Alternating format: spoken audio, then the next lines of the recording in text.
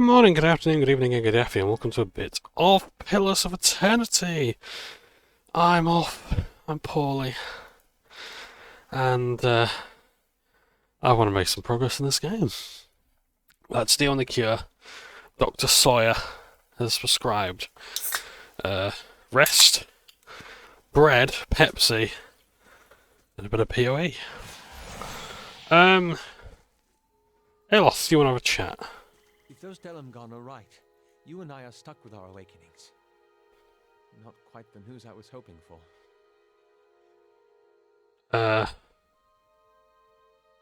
I'm concerned about you. How are you taking this? Oh, the knowledge that a barely civilized bumpkin will share my mind and body for the rest of my life? That's kind of you to ask. I'd always believed that Isselmere was an ailment I could cure myself of one day. But now, to think she'll be around forever. It's time you dealt with this, Eloth. I know. And on the bright side, I've got plenty of time to figure out how to deal with it.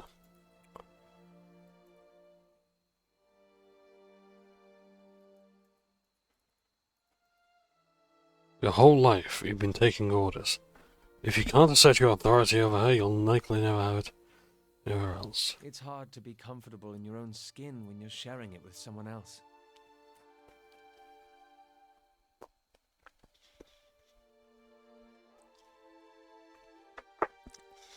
Even as he says it, something struggles within him. The muscles in his face twitch, and his skin quivers. His eyes roll back in his skull, exposing slivers of white. Sweat beads and glistens on his forehead. After several seconds, he sighs and looks back at you.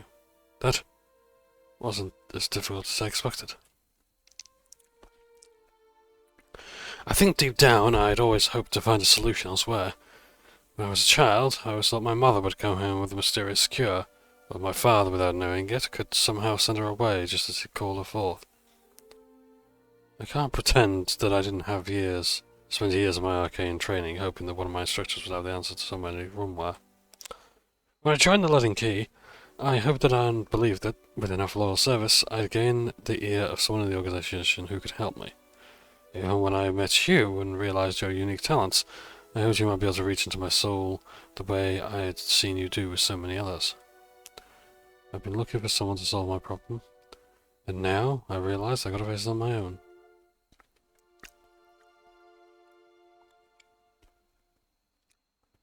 I've been with you the whole way. I still am. That means a great deal to me.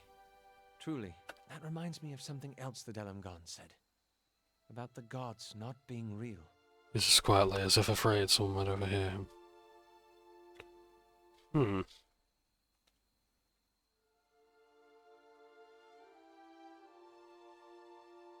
They did tell us to praise the gods, so they can't be entirely true. Yes, I suppose so. Still, I can't help but worry at the state we'd be in if that was somehow true. If there were no power guiding us in this life and shepherding us to the next.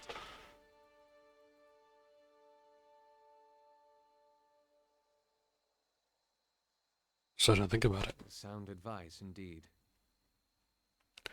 Well, we've stopped. Let's discuss something else. We've finally gotten control of Isselmere. Do you feel any different?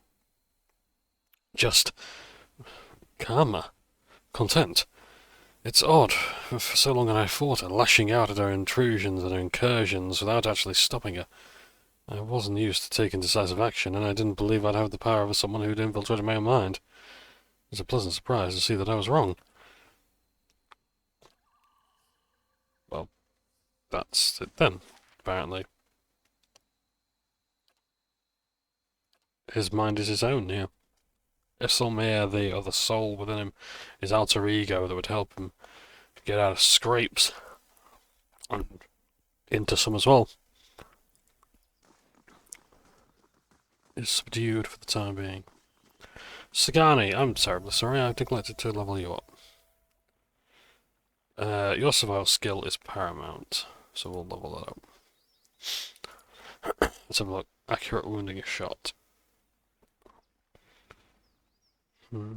Thorny Roots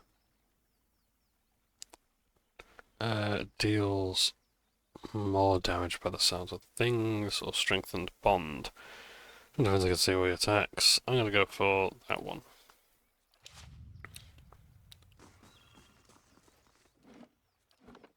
Save, because we're about to enter Radric's hold for the second time, and face off with this so-called champion of Berath.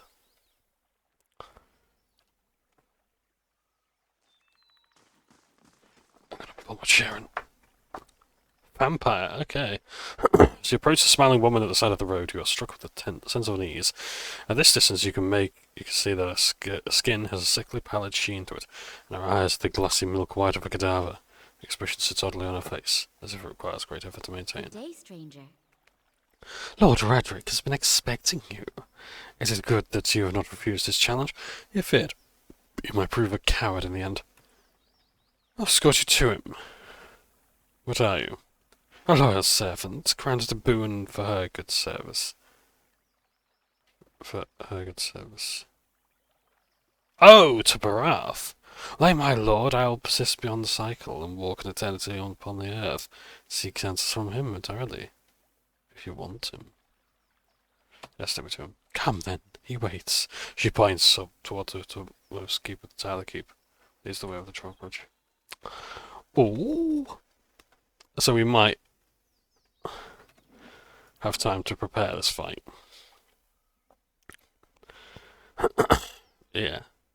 Let's see what Berath has to say when we slay this prick.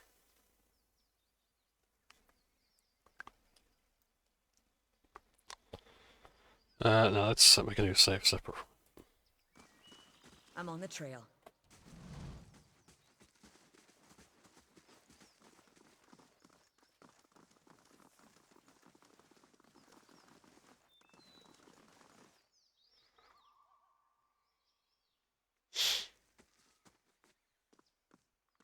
Oh, he's a death godlike too. Interesting. Okay. Lord Roderick VII. An armoured figure strides forward. In place of its eyes, great flames burn, emanating heat and lights. In the orange glow, you can see the face burn.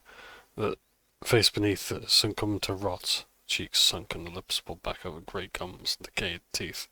But it is unmistakably Radric who stands before you. Look well. See what you have made of me. But see too what great Berath has permitted. I am returned, mind and soul, so that I might be avenged upon my enemies. This was a terrible idea.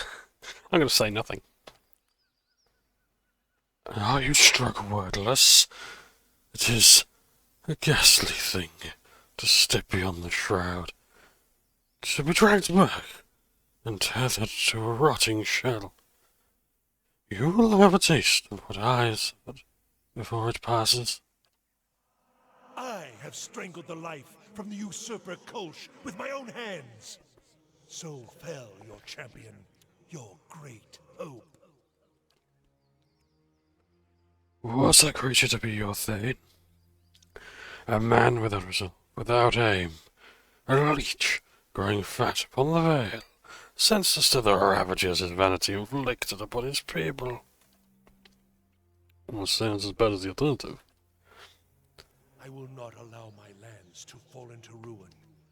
I will cleanse the scattered god's poison from the blood of my people. I will scour his name from the Deerwood. Berath has blessed me with its favor, and I will be its sword. There will be no more mercy for the heretic, the thief, the charlatan. All will meet with death.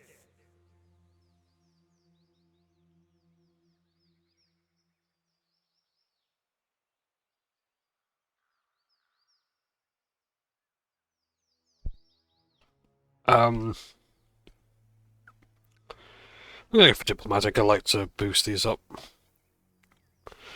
I've been brought back to know to exact Berath's vengeance upon the mortal world. This is no waste. Know that I will cleave your head from your shoulders, wretch, and send you cleanly from this world. May the next life provide you with more wisdom than you have shown in this one. Okay, shut that down as well. And let's go. Well, Is everyone's AI turned off again?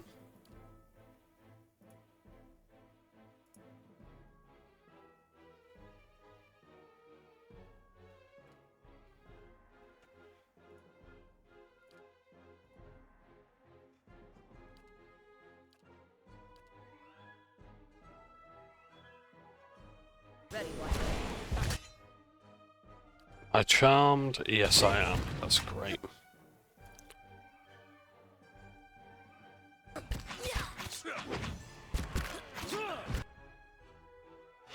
Okay, what do we have?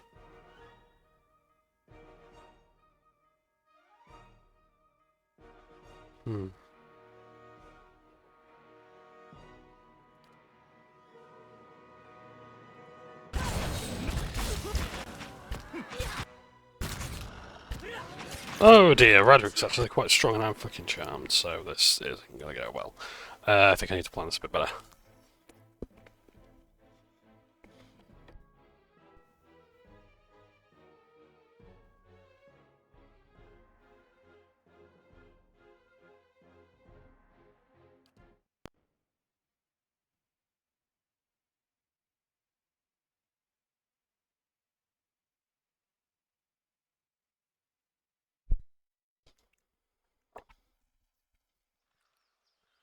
Okay, Hey, frontline fighters.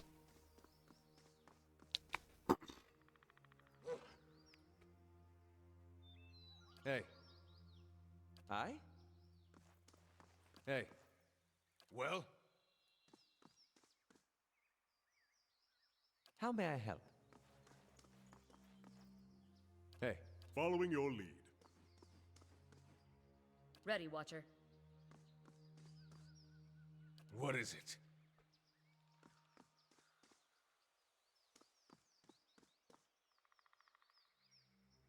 I'll just skip past all this.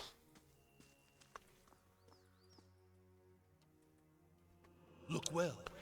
See what you have made of me. And I am glad for it. I have sent servants forth to observe your progress. I've heard your soft heart may falter, but you have proven valor in this at least. I have strangled the life. I will not allow my lands to. Then may the twin god Twin God guide my blade. I will cut you. And I'm gonna retreat.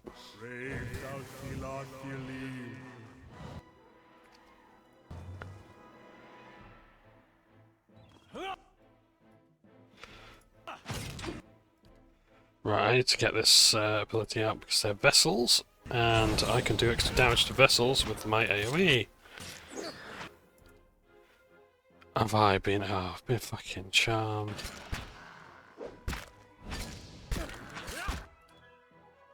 Right, as I was saying, Holy Radiance, please. Heal everyone up. Let's use Consecrate Ground.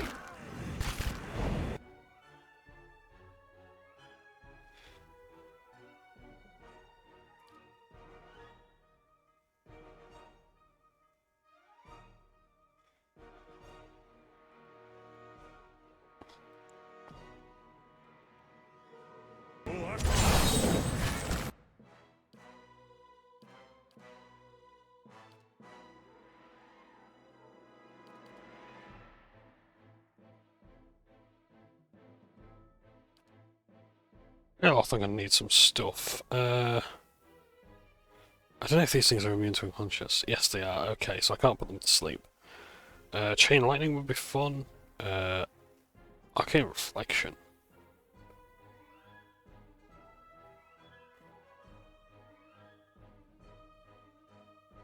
No, immune to Petrified.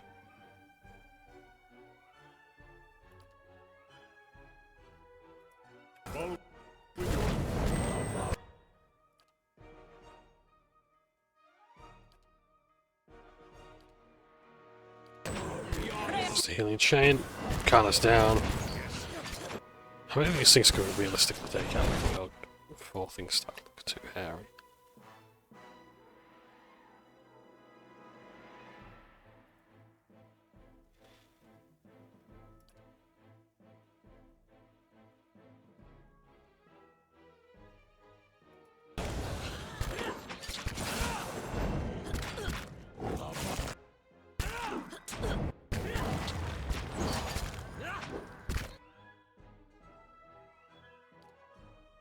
Let's get some tendrils up to flank him.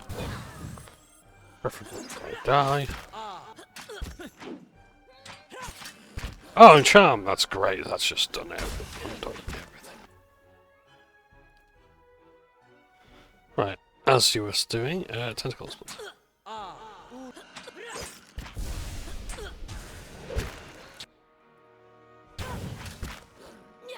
So it's got the tentacles still live on. And Radric is just up there. What is it?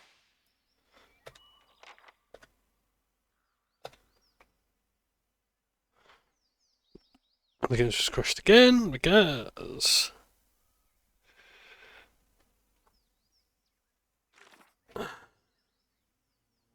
fucking thing, right,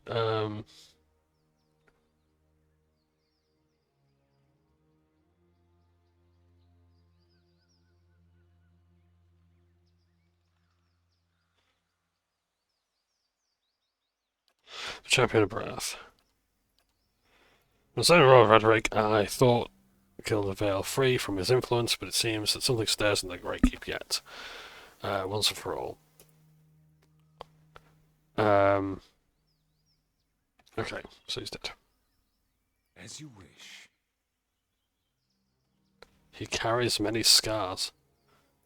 Well, what's one more? The Waxmaker. Devil Cadoc's patron was silent about the source of their leads, but the notes quickly proved to be valuable. A grimoire sail in the Seathwood, and notes from a dead Red Siren wizard pointed the way toward 3 other wizards that were unwittingly performing research based on Galef's stolen notes. Spread out across the eastern reach, the wizards were amiable enough, but quite unwilling to part with their own extensive notes. After reporting back to the patron's servant, Devil of Cadok had discovered that no additional services were required. It was until after returning to Cadnora that the Devil of Cadok learned of the grisly deaths of 3 wizards, all under suspicious circumstances. A short time later, a package arrived via guarded courier. It was addressed to Devil of Cadok, and the note inside simply read, "A gift," and it put it in hand. We've got a major item. Next what? The Hellwax Mold. Duplicate non-soul-bound weapons, shields, armor, and other equipment placed inside of it.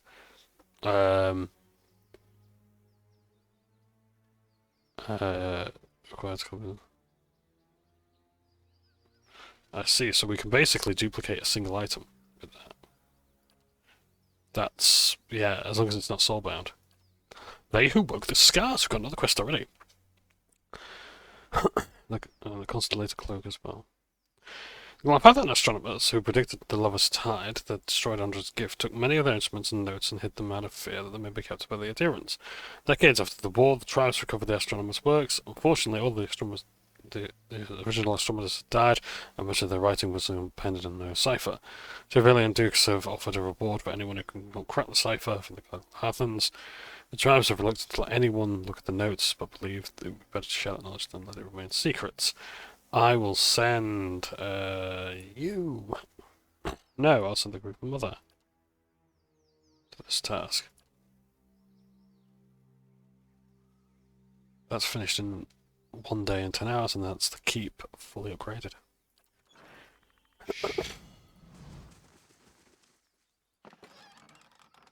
Whenever good protection. Nice. Oh, we're all good to go. So yeah, so the Radric fight is pretty darned high level. I mean, like, Radric in general is quite a hard boss. I wouldn't recommend facing him right away. Take your time. Guild of Vale does not need a change in leadership immediately. Not very quiet.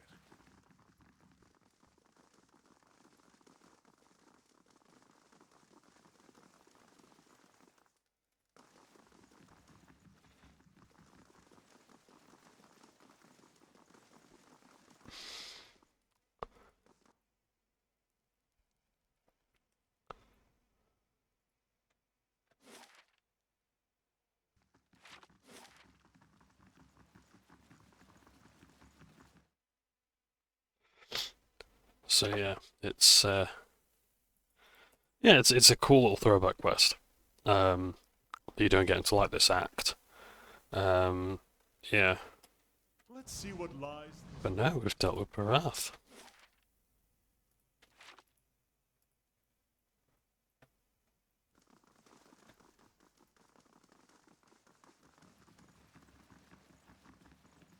Thought I kind of discovered something here.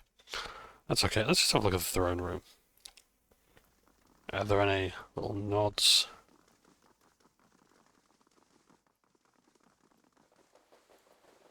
Right, is Kolsch dead on the floor? I see something. No. Blood still on the sheets. Yeah, come on.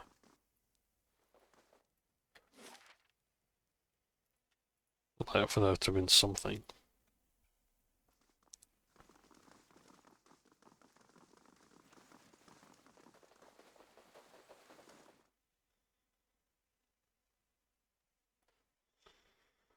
But, never mind. Hey. While we're travelling, I just want to talk a little bit about a game I've been playing lately. Lies of P. It's a Souls-like. It's heavily inspired by Pinocchio.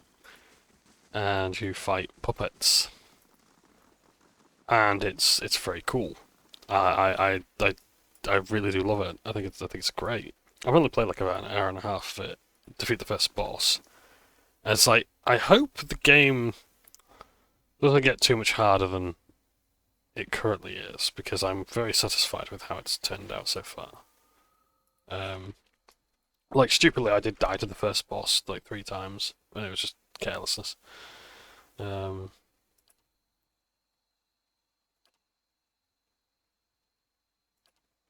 yeah,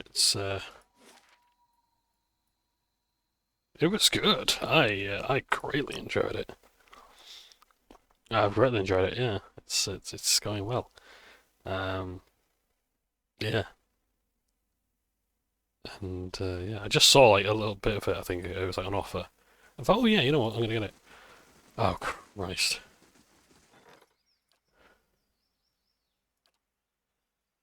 Oh no. All right, Cadnua.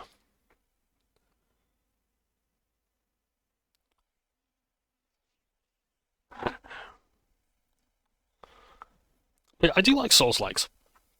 Like, I remember playing Lords of the Fallen. Like, the first time I hated it. It was like my first Souls-like. Berath, well done. A formidable fortress in the old style. We don't build them like this anymore, you know. Not by the sea. Too vulnerable to cannons. But yeah, Lords of the Fallen was like my first one. And then I played it again with like cheese build. And I actually enjoyed the game infinitely more. And, yeah, I can dig him. I do. I dig these games. Yeah, they're good fun.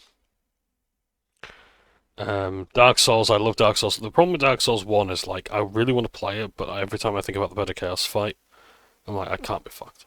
I can't be arsed with it. I could have a moment of your time. Yes, let's go results. I have a match I'd like to discuss with you if you let me out. Well, let's hear it. Okay. I'll have to consult my allies on this one.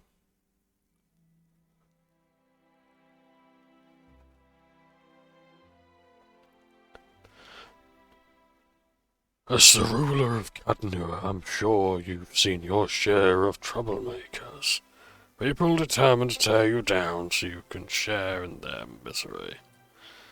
I've had a few incidents on my land. Rabble-rousing peasants, you see. Shameful as it is, they've gotten somewhat out of hand. Refusing to work, threatening my guards, spouting this nonsense about unfair treatment. It's not as if I don't pay them. In any case, I fear they won't back down. The situation will only get worse if I don't put an end to it. Things may get a little messy. I thought it best to consult you on the matter first. What exactly have these peasants been saying? Oh, the usual. That they don't enjoy the benefits of the labour, and they are treated too harshly. They're lazy, my lord, that's all.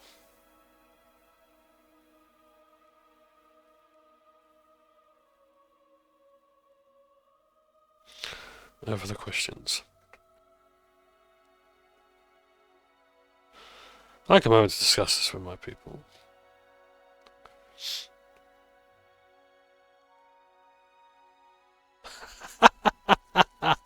Oh, this is brilliant. Aloth, I need you to travel to Bringwagar's Keep. Warn the people. Devil, get rid of this guy. Quite. My steward informed me of quite the nasty reputation that you're cruel and merciless. I simply know the value of efficiency. These peasants should know their place.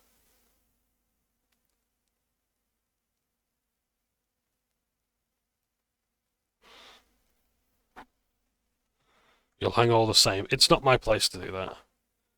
Aloth, I need you to travel to Bringwagar's Keep. Warn the people. I shall act quickly. He's going to be busy for 6 days.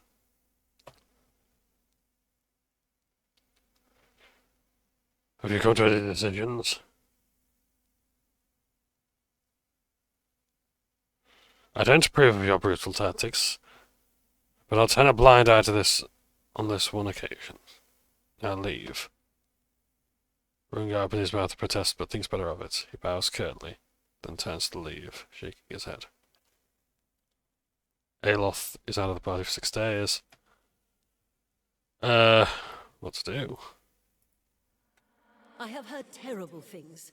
I worried you would not return. Is it true that there are riots in Defiance Bay, and that Avar Wolfgren has been slain?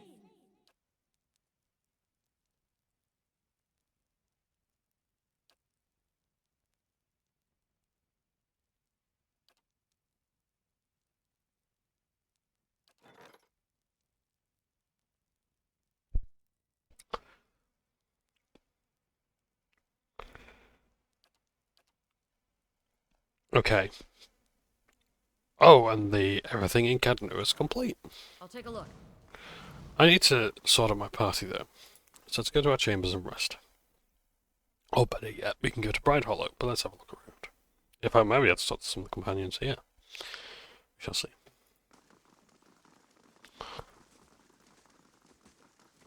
That's where like your hirelings will stay.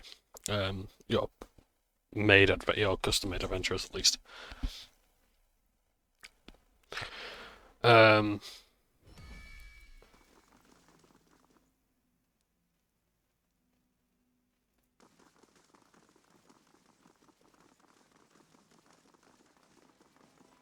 That's a chest full of stuff we've earned.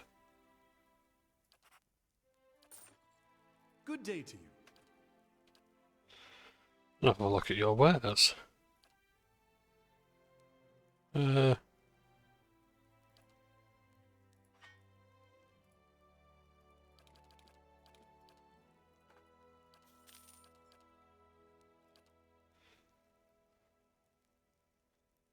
Nothing there at the moment. Okay. Library. I just want to keep exploring all the different rooms, seeing as we are paid for them. We get to see Cadnua in its full glory. Yeah, but yeah, Lies of P is pretty good. I'm looking forward to playing more of it. It's a very satisfying game. I don't think I'm gonna like the whole like guard thing. It's like no, I like to dodge. I like to dodge roll. I do not like to block. But I'm starting to realise maybe I'm going to have to. So, okay, fine. You know, I'd prefer to not take the hit at all rather than block. But there's that's never a what's it called, like a zero-sum chance or something like that. Or not 0% chance. Whatever it is. There's the hedge maze. And there's our herb garden. That's the craft hall. That's the craft hall.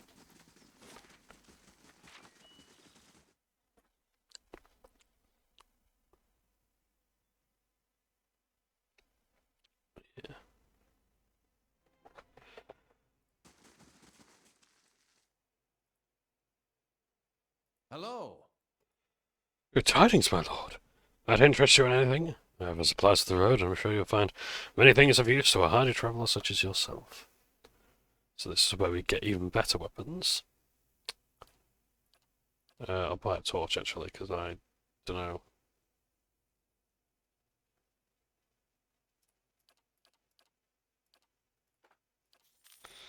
If they expire on use.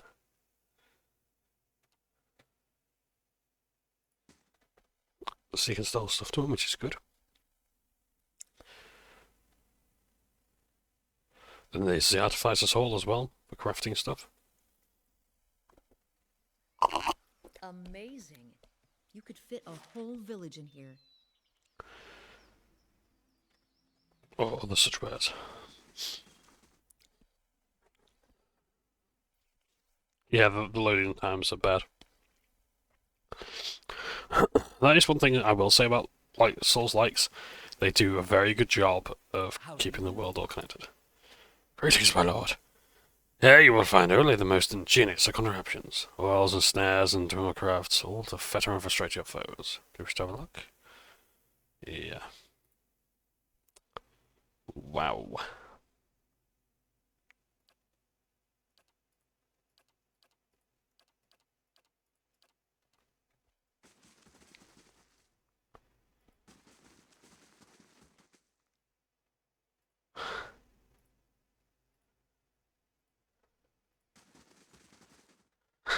That sounds like a fun drinking game. Load of glasses filled with water, but a couple of them have actually got like a substance that looks like water, say vodka or whatever. That does actually sound fun. I'd play that. You could fit a whole village in here. Yeah, so you keep saying. Let's have a look in the curio shop.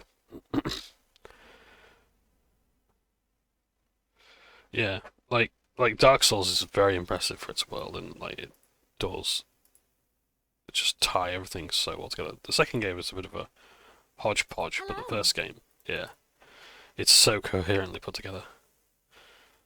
So these are crafting ingredients.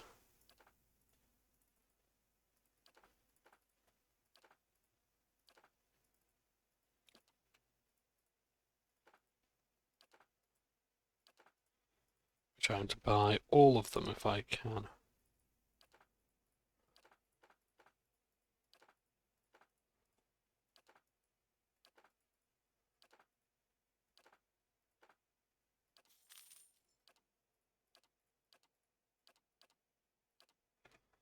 Yep, there we go.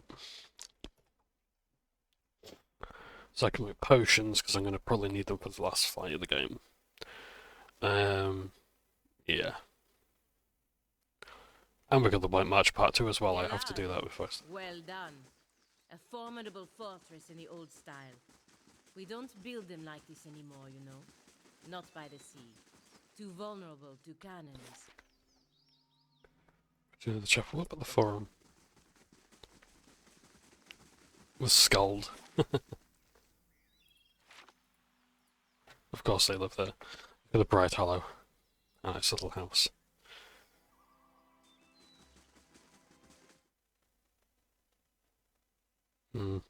So yeah, Lies of P, I'm probably going to play some more tonight. It's a good game. I'm liking it.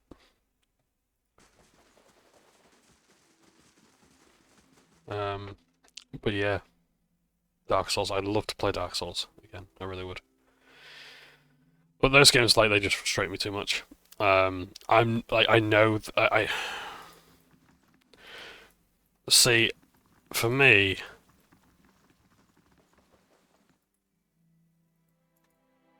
If doubts and curiosity plague you, you're skinning your knuckles on the wrong door.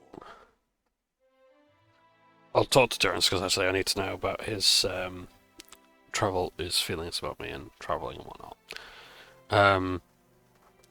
But with the Souls games, like I was sort of not raised as such, but like I was always of the opinion that like if you die at a game, you're bad at it, and if you're bad at it, it's a bad thing. You shouldn't want to be bad at games. And then Dark Souls comes along and it kicks everyone's ass. No one's perfect at it on their first go. and the idea is you keep putting your head against it and learning.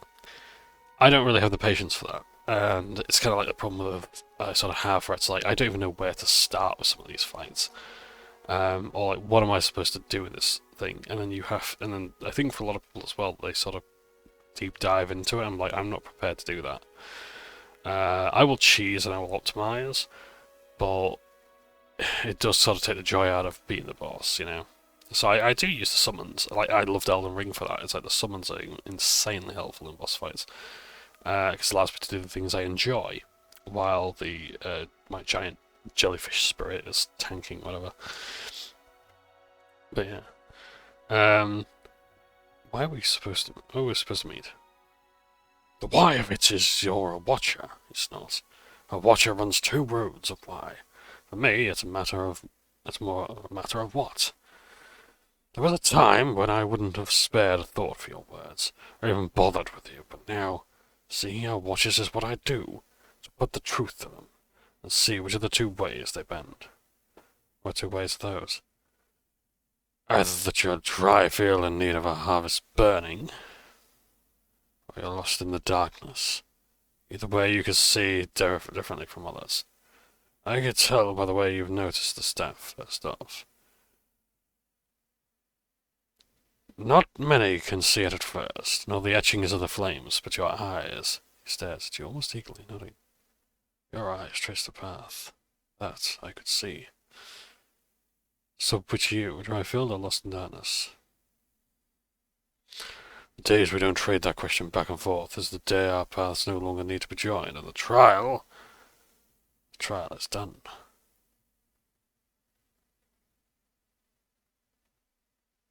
So you'll put me on trial then. You know this nation is diseased. Don't need to be a watcher to see it in the children, the politics, the men that store the roads with knives in hands and murder in their eyes. This land needs life again. New seeds planted in the burned soil. And something tells me you can see the path to making that future happen, Watcher. Your kind always does. So then, we need to make sure that you see truly now. This nation, its people, don't need any more lies blinding them, nor do I. You test truth. You don't blindly accept it. How do you plan to test me? Sharing the road, of course. One truth to match another, matching each other's pace, keeping rhythm. Other priests can keep their teachings and their rantings. But my faith, my teaching, sharing the road is a simple hard truth. But when you knock one truth against the leg of another, why, both legs stand firm. But now if you strike a lie at the knee with the same force, why, you can make a cripple with but one leg to stand on. You won't find my truth lacking. The road is young, so are your words. The truth will win out. Keep pace and we'll see. The cost of troubling me seems to worry you little. I like that. I want to ask about the region and its history. Can you tell me about the Hollowbone? That's a curse that runs deeper. It's a god hammer of a different sort. And like the god hammer, it was made by men's hands.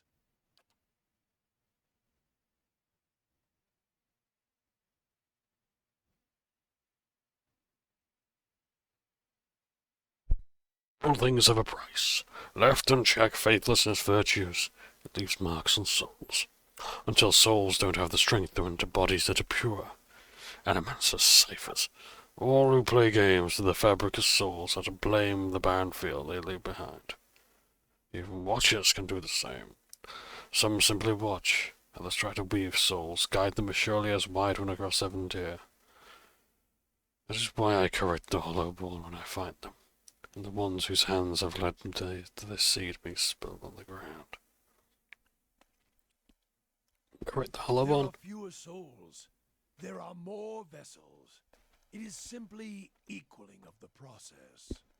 That's murder. I feel more remorse in putting down a slathering hound. A wict? Less than a mongrel in its misery.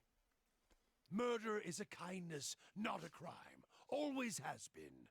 I would sooner put the blade to those who are to blame instead. If any spirit should be punished, it's theirs. And who's to blame? The fields of the Deerwood are filled with weakness, ripe with those for those who play with souls, minds, monsters and their kind. Watchers, too. They bear more of the burden than their victims, and more of the punishment. Every year has seen a new crime. The Saints' War, the Hollowborn, and the Salvation.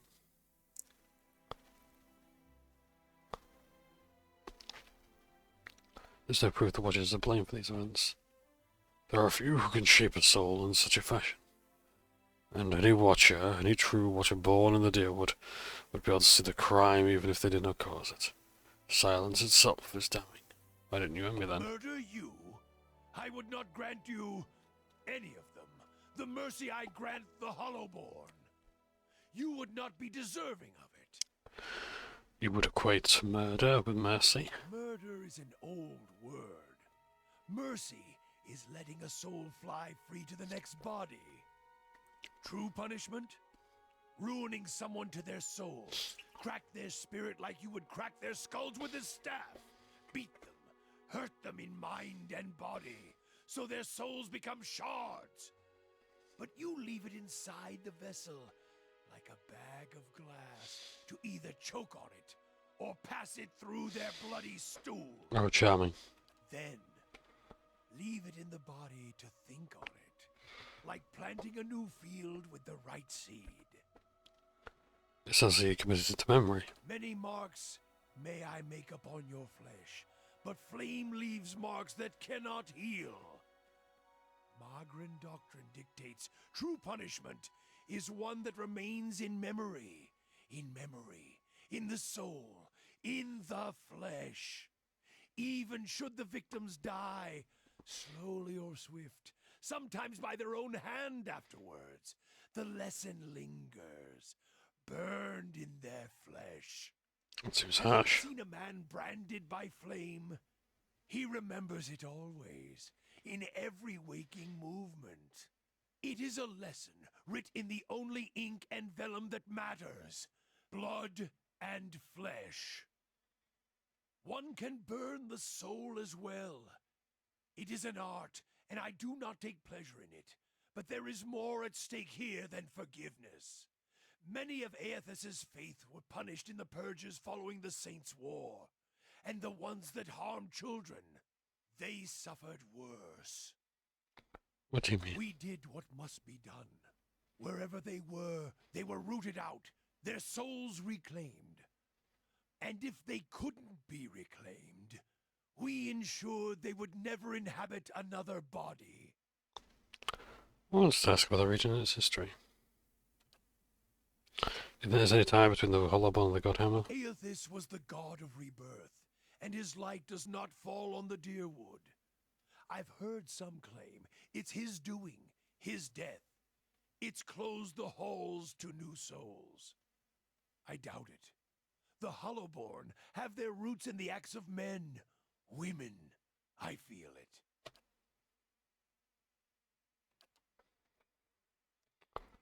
Let's share the road. Save your questions for another day.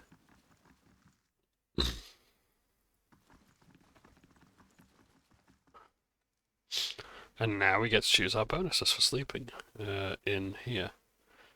I'd like to go for... Let's improve my resolve.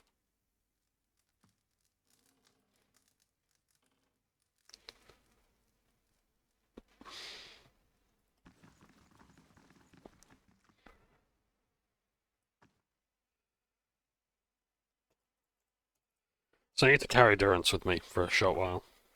He has a priest in the ground, so he may be useful. I know everyone likes Durance. I'm not overly keen on him myself. But then again, this is the first time I've properly deep dived into the game. As opposed to just playing it casually and just Amazing. You could fit a doing what I normally want to. So yeah. So a couple of things before I do finish the game. I do need to do... Oh, fuck me. I do need to do Cadnua, Endless Paths. I think there's 15 levels, so I've got to get all those done. I think we're on about level 5 at the moment. Endless Paths of Canua. I have to do...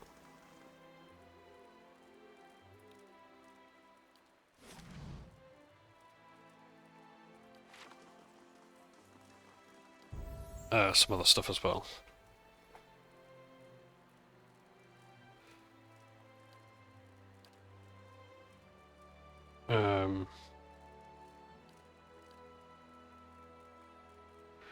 Inspiring Radiance increases accuracy.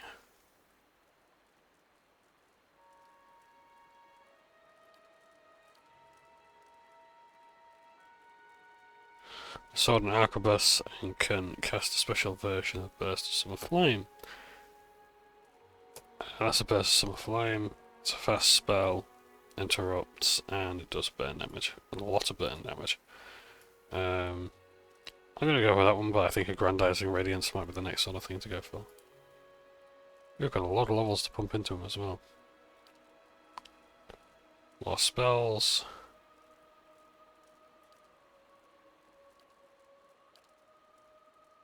Law. Inspiring Radiance. Aggrandizing Radiance, so this is a buff thing, so rather than healing, he's got a buff people. Will improve his survival skill. And then we get Spell Mastery. So we get 1 per encounter with this.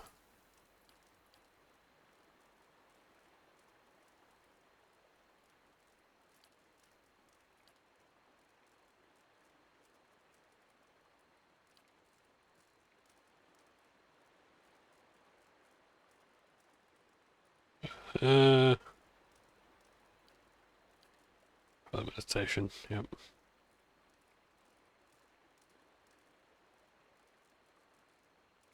So that'd be good to help out the spellcasters. Inspiring Radiance, he's going to increase everyone's accuracy.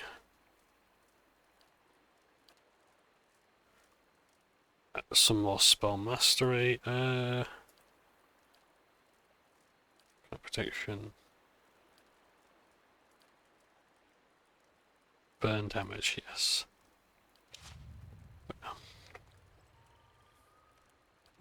Let's actually have a look at his perks. So, put them in Inspired Flame, Sword and Arquebus, Champion. What is his thing now? Where do I find it now? Is it up here? Wedding Spirits.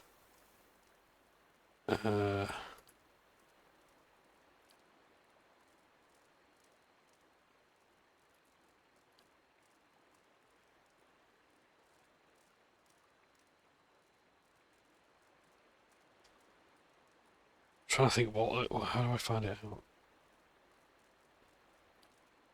If he gets them at all. Migranites, what do Migranites get? Is it here? No, doesn't matter. It's alright. Have I set your...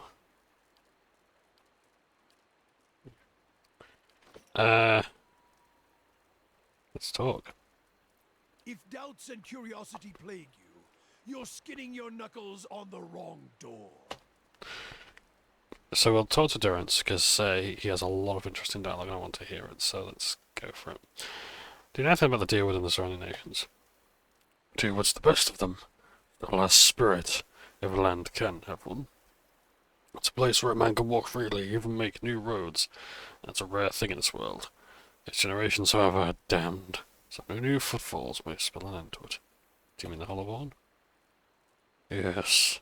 Aethus last stabbed revenge after he was ended. Aethus was the god of rebirth, and his light does not fall on the Deerwood. I've heard some claim of its doing. His death exposed the halls to new souls. I don't believe it. The problem is closer than that. In all ways it involves women and men. And they are always circling, within and without. The Valiant Republics Red Ceres, the Saints' War. All one big bladed spiral, shredding everything around it. How do you feel about the Valiant Republics? Fortune seekers, garbs and robes of office, manipulators, traders, and traitors all. Don't hold them in high regard? Any country so obsessed with style might as well be wearing scarves over their eyes. Keep vigilant, or they'll turn you into slaves as soon as ink dries on the trade treaty. The Deerwood and all its internal riches are too tempting, especially if someone else tames the country and the face painters for them. Face painters? Tribes, Glenfathans, cluster around the ruins like flies. What about Red Ceres? Too many adjectives to let so-called nations. Civil unrest, economic collapse, old tinder. Just needing the right spark. Some farmer shows up, takes a god into himself, and then takes the crown on his head. This divine kingdom he tries to set up goes about as well as you'd expect. Suddenly, the population of heretics goes up about half again, and again. Earth starts turning his blood-stained gaze to every blasphemy he can find. Cleaning house is one way to put it. Purge is another. Put them and their god into place, though with enough force to kill the damn country too. The support of the country of Red Ceres? It's not a country, it's a gathering of cowards, alien puppets. They used to be the optimistic bunch, a bright bunch. What's their undoing? Could have embraced their misery without letting a farmer lead them to a brighter ruin. I must state this too. Put an end to that. They dangle on his strings. Weidman dangled on theirs. They never would have had any success in the battlefield had not their god come down. Saints' War. Needed to call on their god to have a chance. Tell me about the Saints' War. Keep forgetting your feet are new to the Deerwood. The Saints' War. It wasn't a war. It was a god stepping past himself. The country of Red Ceres and all their heathens. They're paying for it now. Although by my count, the fire should have roared through their country with more force, catching all their souls. Truth, it wasn't even a war. It was a cautionary tale about pride. Specifically, Weidman's pride. He should have stayed a farmer. What happened? It was, 15, 16 years ago? 2807? My memories are back with the younger one, with the younger me. I don't hold on to dates, I hold on to actions and causes. The war was an act of arrogance, ball straight out of Red Ceres' twitching legs. A man thinking himself more than a man. Want to kill someone? Tell him a god speaks to him. Then tell him he means to lead, which puts him at the front of an army. Of any army. The army was strong, as you'd expect from Red Ceres. As sick as that country was to begin with, the war was just as likely what they needed. What's wrong with the country? Red Ceres had its fair share of troubles. It deserved all of them. It deserved Weidman, and he was the light that led them to the flame. Red Ceres was in decline. Alien poison already eating its veins. Economic bleeding, the dying of their faith. Then Weidman, this farmer, claims to take up Aethys in the flesh, and gives him the worst kind of hope. So what happened then? They crown him.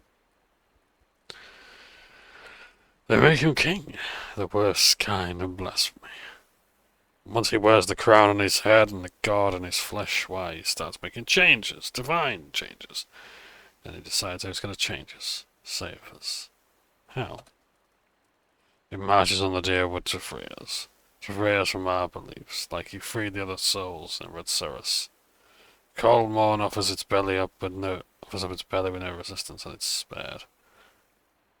Bloodshed starts when he sacks Mercy Vale. A touch of irony, that. Puts it to the flame. Cold Morn? Cowards, and Cold Morn is an apt name for them. They lay still, frozen while their fellows burned. I'll play Magran's price one day for such cowardice. What did Aethys do next? Aethys kept marching. Deerwood takes to the trays, cutting at his flanks, his scouts, his troops. Seems near hopeless. Until Helgot's citadel, the Godhammer. Then we put him to the flame.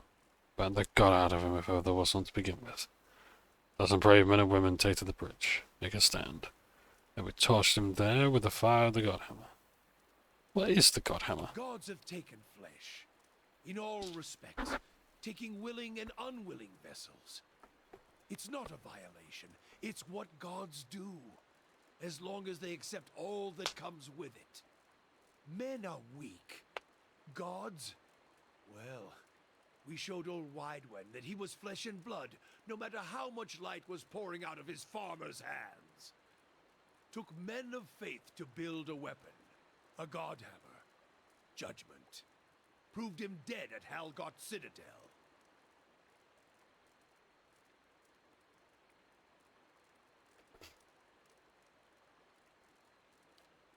It was a weapon of the Deerwoods people, their independence.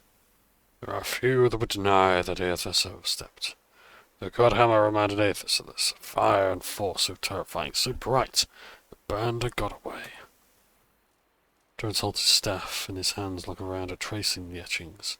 As he watched, the top of the staff blossoms, burns brightly, and Durance speaks, his face illuminated by the fire. A weapon that would burn brighter than Aethys. And we led him to it and burned him at the stake. The stake was the God Hammer. We impaled him on it. You said you fashioned it? Wasn't easy. Shaping it, crafting it. The pieces, the curve of the relic. Even then it was a massive thing. Something that required a god to come to it rather than be cast at him. Though luring him to it, that was the easy part. Gods are prideful. What happened? We led him to the fields. Ones that he remembered as a farmer, perhaps. The fields right outside of Halgot Citadel. Now Godhammer Citadel. It was right across the Avondure Bridge. An easy track. Men died. And more died, luring Aethys into Avondure. We carved veins and paths through the bridge, excavated the foundations, filled them all with powder and ember-hungry grains, eager to burn. Our hands had been pried the mortar and lock loose, sharpening the points, so they might be rent from their foundations easier, and tear through the flesh of that pretender. And so you used Avondure against Aethys. We poured the God Hammer into its foundations with faith. Set it alight. Let the hammer fall, upwards onto the anvil. 8 died before the God Hammer fell, and the God Hammer claimed the remainder. 12 in all. Aethys went back to the ether, or the grave. That's his voice and his love of war, I'll tell you that much. It took only taunts by men. That was enough to lure him across the bridge, right into the new sun. It let Red Ceres see how bright their arrogance had become, and became a symbol by which we answered their purge with one of our own. They Purges? started saving the Aethasians from themselves, burning any that didn't die with their god. Heresy in Red Ceres is one thing. Heresy here in the Deerwood comes with a more personal touch. So you answered their crime with one of your own. As I see it, every Aethasian who still lives in the Deerwood puts the nation at risk, is another dagger held to the throat of our faith. Root them out, burn them, or send them back to Red Ceres to wallow in the blood of their failure. I want to ask about the region and its history.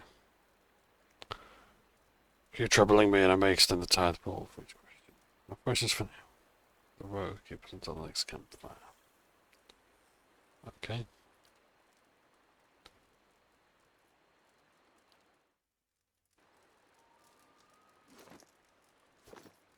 Let's talk some more.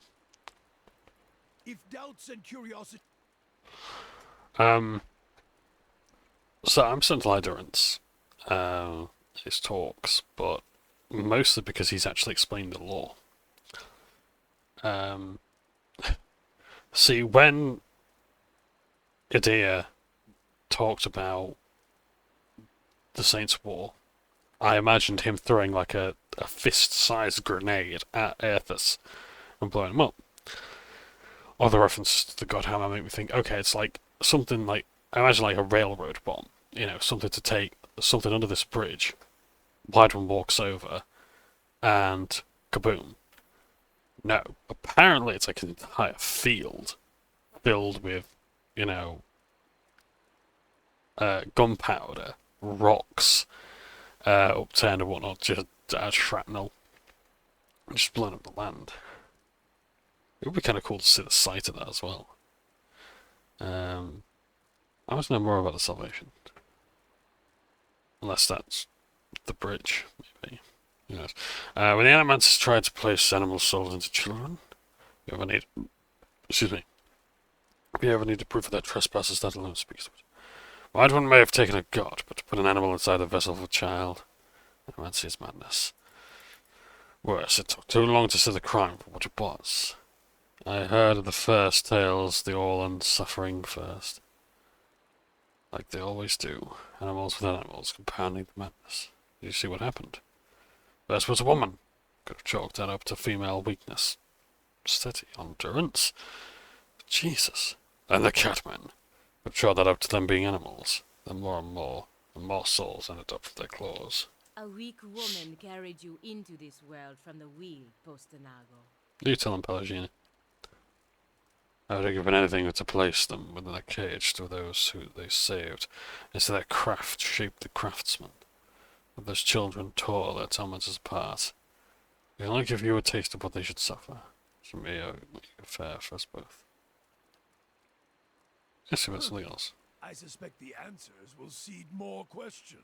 Tell me about Migran. Oh, you must. She's a many-headed bitch. Where's your view on Migran? Goddess, as fickle as they come, and with all the failings you'd expect of an empress and a whore. Too many eyes, too many wants, too much to hold on to. That's the failing of a god. More aspects than words to describe her, like most of them.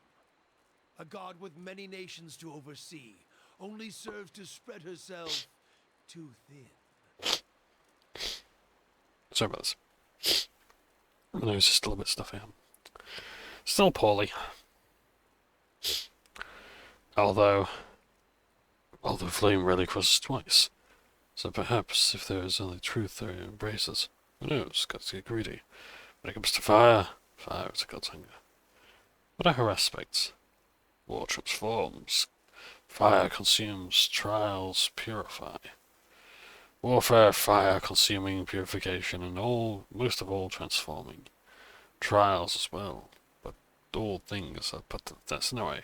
A trial, consume, purify, transform. They are all linked, although at its heart is the flame. And the flame is what matters. It is the source of all things. Guess they should have started with that, eh? A fool around a campfire knows that. Without flames, fire would have made little progress in the dark. To hear some of the inner fires tell it around the hearth and bellows, even in the halls of Ashfall, you think that fire brought life to man, and that fire was Magran. Some of the older texts say she rubbed her hands together and they burst into flame. Or another god shafted it like a poker. There are different perspectives on them. Mine is only one sight among many. But here's one. I can speak to how the losing side sees her. I should tell you enough. Let me speak to what an adherent sees. And what does an adherent see? The adherents have a proper, polite translation for excellence in war, tactical discipline. That's why they lost the fucking colony, of course. They were properly still quoting. Oh, I think that's what they were probably still quoting that while we had them bent across the decks. All their guns and cannons are fine, but useless when your staff is cracking light into their skulls, dispensing red gifts left and right. Adherents call that elevation, divine awareness. Those words are as welcome as shit as on one's boot. That's all they took with them while they were running. A lesson learned all at the wrong time. Must feel a pang of sympathy for them. Almost.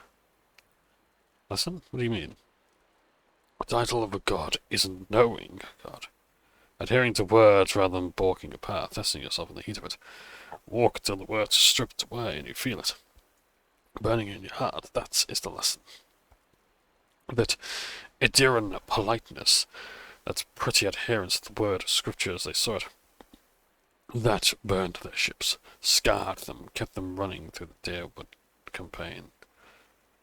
Divine awareness. There's no true faith in waiting to be tested. The best in battle have already shit themselves plenty, shit themselves until they're dry, and focus on the killing. I suspect the answers. Who won't, my grand? I fear you may not like the heat by the fire, Watcher. But if you can bear it, then I will tell you what I know. Does she have any allies? Some, shaped for hunt and war. Abidan the Golem. Galawain and his beasts. The latter keeps us honest and awake. The other makes the tools by which we punish those who are not. Abaddon?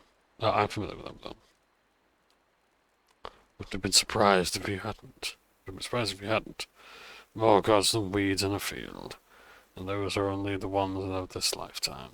They come and go, but are always here at the same time. This is important. It's one of those important lines, and we will come to talk about it later. Abaddon used to look human, got killed, then built a new body for himself. Transformation with my grand's help. Perhaps she needed her own blacksmith to tend the fires. If so, Abaddon serves it. He's a weapon, a tool, not a god in my mind. Still, the people of Deerwood, the cities especially, hold him dear, so be it. Although, if the reward for hard work and craftsmanship is a body like this, his, I'll keep my blood in my cock and my hips to thrust it with. Great. Okay. You also mentioned Galawain. Monster Father, the Great Hound. And as for monsters, this world is quite a bit, but just the ones on two legs. It's as if he made monsters solely to hunt them, to remind men of their place. He's busy making more, I suspect. More monsters than sense, variation upon variation. What do you mean? His aspects are a confusing bunch, and considering he respects reversals of fortune, especially in beasts, perhaps not so confusing. No reason why Magran and he share a bed in my eyes, even if he does believe in the trial. A filthy all-in god in many ways, howling and mewling perhaps like they do. They can keep their beasts out of the fire and weapons any day. Who are our enemies? He was servant of Whale.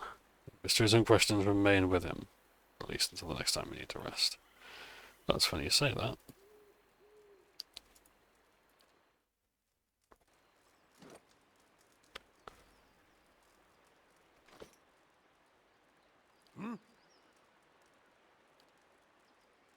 Your face is full of need. Yeah, it looks bad if you didn't speak. If doubts and curiosity plague you, you're skinning. Before, when you asked about allies, well now, ally, enemy, that's a skin's edge of difference in history's eye. But there were enemies. Berath. Durance gives a cold grin, nods.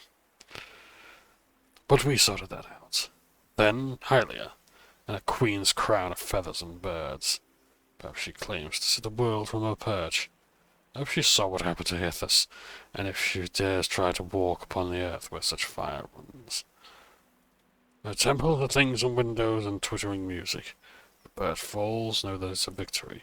Seeing another set of darting eyes and that feathered bitch die is a pleasure to me. You bear a lot of rage. Jenna clergy offer shelter to Ethasians since his death. His humiliation. She's next for me.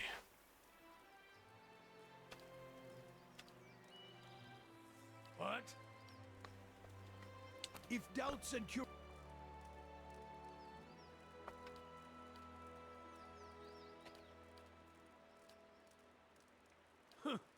I suspect the I suspect the And I'm more about you. Where are you from? Where I hail from? From one of Margren's fires. A cathedral. Ashfall. Made of blackened trees. I studied the scriptures there. The fires carved into the land, the trunks of the burnt trees, and in the factories where the rifles and cartridges were shaped. All are chapels in other devotions. Other devotions. For my grand, any fire is enough to worship, physical or not. A blacksmith's anvil, a craftsman's bench, all arenas where fire is waiting to be born. Just needs a spark, like an alchemist's fire, or a spark to cartridges to speed them on their purpose. Their purpose? Well, their purpose then. It was many thens ago. But it was a little brighter than now. But yes, cartridges, guns, all had a purpose, and that purpose was punching holes in mages and letting their pompous air hiss out. Woke their kind right up and kept them staring at the ceiling in the dark instead of sleeping, that's for certain. Well, violence as an accounting. An answer for unchecked power. Well, Magran was the answer for that. Magran put soldiers and mages on equal footing. Who was it? I think it was Colt who said, I think it was like one of their slogans, that God made all men equal, but guns gave them a fighting chance, or something like that.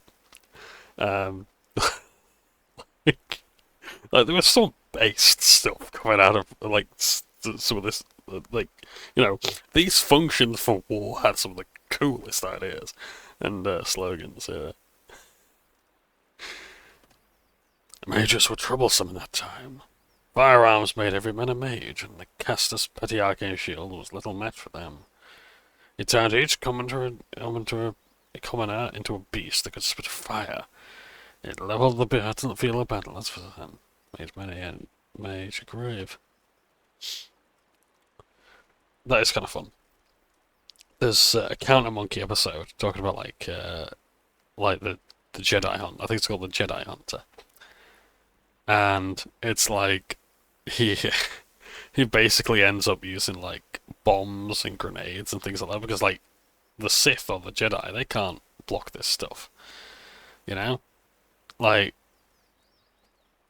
they can't block this stuff, and like the robes are pretty flammable. Yeah? It's like, how are you gonna block a flamethrower? You know, yeah, you can blast away, you can like block bullets, but what are you gonna do against, you know, fire? You know? Or a fucking bomb, you know? So it's pretty cool. Yeah, so that's how it sort of reminds me of that. And I do like the idea of like firearms outpassing mages. Like, what do you do when technology's on the way? One of the this is like some of the key developers of a game called Arcanum of Steamworks and Magic Obscura, Tim Kaine, Leonard Boyarsky, etc. They worked on Pillars of Eternity, and that was one of the themes of that game as well. It's about, do you want to go into magic, or do you want to go into like firearms? Yeah. So of course, like, I like my firearms. I play an artificer in D&D, Konvasar Katusha Lost Cows, and yeah, she likes a gun. She likes a tinkering. In fact, her whole thing was like, she's actually against the god of tinkering, Gond, who, because she has imposter syndrome, she has this idea like, well, okay, is it me? Have I created this thing? Or has Gond in some way guided my hand in doing this? Has Gond invented this and put it into the world to be discovered by an artificer? That sort of imposter syndrome, so, yeah. You're more curious about it than most Magran's faithful. Can you tell me about Ashfall? What more to tell? It is one of the greatest fires of Magran, the high seat. Some say the blackest. Not of evil, but of ash. All that remains after fire has fed. I called it the cathedral before. That's not the full truth of it. It's more a battlefield. It lies in the heart of the War of Black Trees. Its timber spilled from the burnt forest there. Each timber blessed by fire, and one of Magran's greatest battles. Many of us helped shape the war effort there, with flames and firearms. What is the cathedral like?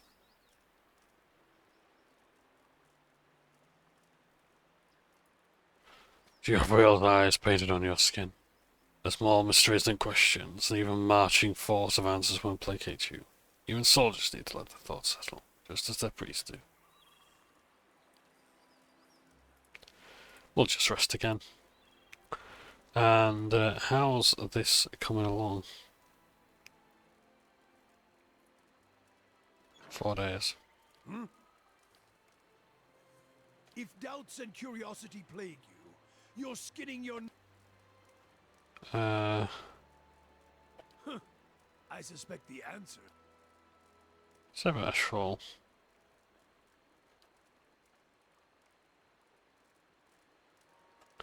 Massive. Beautiful. Blessed by the goddess, flame cannot strike it twice. Beneath, tunnels and chambers, bellows and fire pits, and many of the faithful looking for a means to bring fire to the world. Guns, explosives, alchemy. All of these are our holy symbols, and we are eager to share. That stuff of yours seems like a holy symbol. In a way, this is more of what's left behind when flame strikes. If Ashfall is a cathedral propped up and fenced with such sticks, then this stick, well, this is what props me up as I walk the cathedral of my road, to other Ashfalls waiting to be made, perhaps. The wood is taken from the War of Black Trees. Sturdy. It served me well on my travels. Been a boon companion. Can you tell me the War of Black Trees? Well now, as many tens of years ago, fire swept through the woods, a fiery harvest, a sign from my gran. Not my gran, I mean my gran. Her fingers lay upon the scape there, like nail marks across a man's back. The forest has never regrown, no seed was laid thereon, sanctifying the ground. The blackened trees still remain, their black hands reaching from the ground. It's more romantic than I make it, Watcher. It still bears a woman's touch after all. What are the etchings on the staff? It's as if you've swallowed a gadfly nest. You've silently given to yourself as you tire yourself for the next campfire. Jesus wept. Yes, like it assumes the yoke just... Okay, you wait to see Durance, his staff held in both hands before him. A flame flickers at its top end, casting long shadows across his face as he stares in contemplation. Still, for all the light of the fire, you can't focus on him. He was his awakening from sleep through the light, but he seems indistinct, light around the edges. Everything except for the staff. The staff, he seems to be studying its engravings, as you watch the engravings grow thinly red, like through the cracks of heat-suffused wood. The lines stream like molten metal, burning along the edges of his staff, then branch out in an intricate series of fiery veins, bunching thickly where his hands clutch the wood, pulsing as if a heartbeat. As you watch the veins spiral into a dozen separate circles, circles that spiral again until they arrange into a circle of their own. They pulse, wait, all is strangely silent, and then suddenly there is a great light from the fire, a rushing of air, a great flash. You awaken again, to see Durance in the same place, still holding his staff, but he is solid, real. He does not seem to have noticed you, or reacted to what occurred. Okay, let's discuss my vision. If doubts and curiosity plague you, you're skinning your knuckles on the wrong door. Let's go through his lore stuff. I suspect the...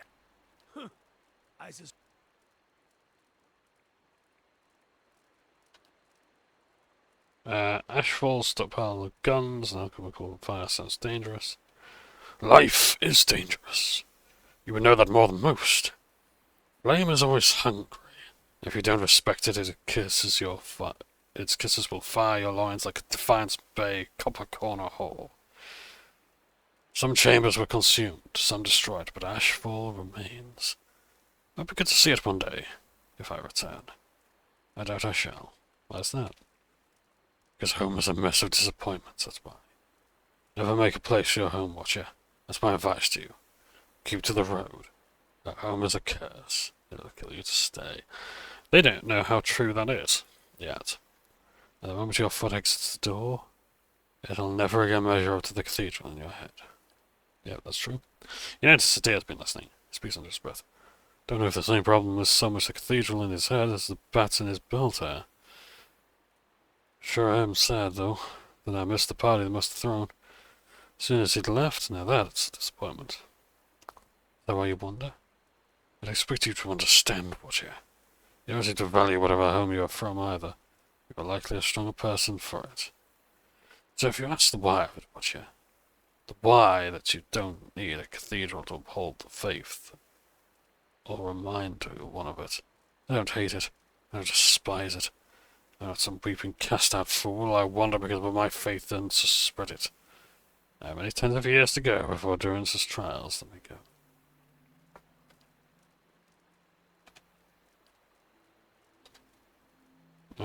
That's got something else. I suspect the answers will seed more questions. I saw something strange. You were sitting by the fire and I saw a great light from your staff. Tell me what you saw. It was like a flash, like an explosion. A rushing of air, incredibly bright. It is the light of the Godhammer you saw. The Godhammer? What about it? It was a weapon of Deerwood's people, a symbol of their independence. It saved the Deerwood. We've asked him all this, but let's hear anyway. What do you know about it? It brought the Saints' War to an end, knocked a god from his perch. There are few that would deny Eothas overstepped. The Godhammer reminded Eothas of it. You saw its light because I helped shape it, give it life, and release it into the world. Once seen, its glory is almost too bright to be believed, and too bright to be forgotten. You helped build the Godhammer? There were 12 of us. We fashioned the weapon. Dozens. Made plans for it, prayed for guidance at Or the dozen, rather. and it came to me there. Each of us were given a staff made from the forest of black trees around us, glowing with embers and fire far greater than this branch you see now. It felt as if the staff was Margaren's own finger, guiding my hand, guiding the other 11, the shadows of the 12 who had come to stand on the bridge to stop Eothas. So Macron has 12 fingers. Right, okay. Shadows of the 12? Even in that stand, there was a ritual to it. For the 12 that stood on the bridge, there were a dozen shadows cast, a dozen faithful of Margren, her fiercest supporters and shapers of the Godhammer. Oh, so it was on the bridge. As 12 held Eothas fast, we 12 unleashed our prayers and let the Godhammer fall. So he's using some illusions on his staff. Keep the flame. Shadows cast by the fire of the Godhammer, perhaps. We shared their fate as well in time. Now the spine of the Deerwood is marked by the Godhammer. Marked by Margaret. What do you mean, shared their fates? Not all deaths come with stilled breath and stilled heart, or other stilled passions beneath the waste. Some deaths come from silence. The connection we once shared with Margren, after the light of the Godhammer, it was not the same. It was as if we'd lost our senses, and sense of purpose as well. Instead of victory, being welcomed, there was silence, within and without. Not many can claim to have killed a god. It is less a heroic tale than you would think. And such a death, it changed our faith. All faiths, I expect. Doubt followed, and the world changed. I do not believe Margren was pleased by what we had done. Why is that? The world is broken, the wheel stilled. There is sickness in the world's heart. Perhaps the price of crossing a god. Even as Margren shaped our hands, perhaps we carried her will farther than was allowed. Just as Widewind did. Saint Widewind. Mortal arrogance to match mortal arrogance. Yet if the world had changed, then I sought to change with it. If I had forgotten some of Margaret's teachings, I would find them again. I would make her see me again. What did you do? I remembered Margaret's teachings. How reminders on the flesh were more important than the death of a vessel. And I wondered if killing Aethys, if that had simply set him free. Had it allowed him to escape his punishment and be taken on the wheel? Like a mortal? As I stepped from the now blessed Godhammer Bridge, I thought of Ashfall. I thought of the War of Black Trees. Wondered if I needed to be burned to find myself again. That is Margaret at her heart. At least that is my hope. These are the doubts that befall me. What happened when you returned to Ashfall? The road to Ashfall is long. Gives one time to think. If you think long enough, you do not go home. I left without telling anyone, with only the robes I wore at Halgot, my staff, and my name, which is long buried. Of my fellow 11 craftsmen, disciples, I know not what happened to them, if they suffered the same doubt as I did. But it was underserved. It was wrong. We had done all that Poe had asked. Grab victory from defeat and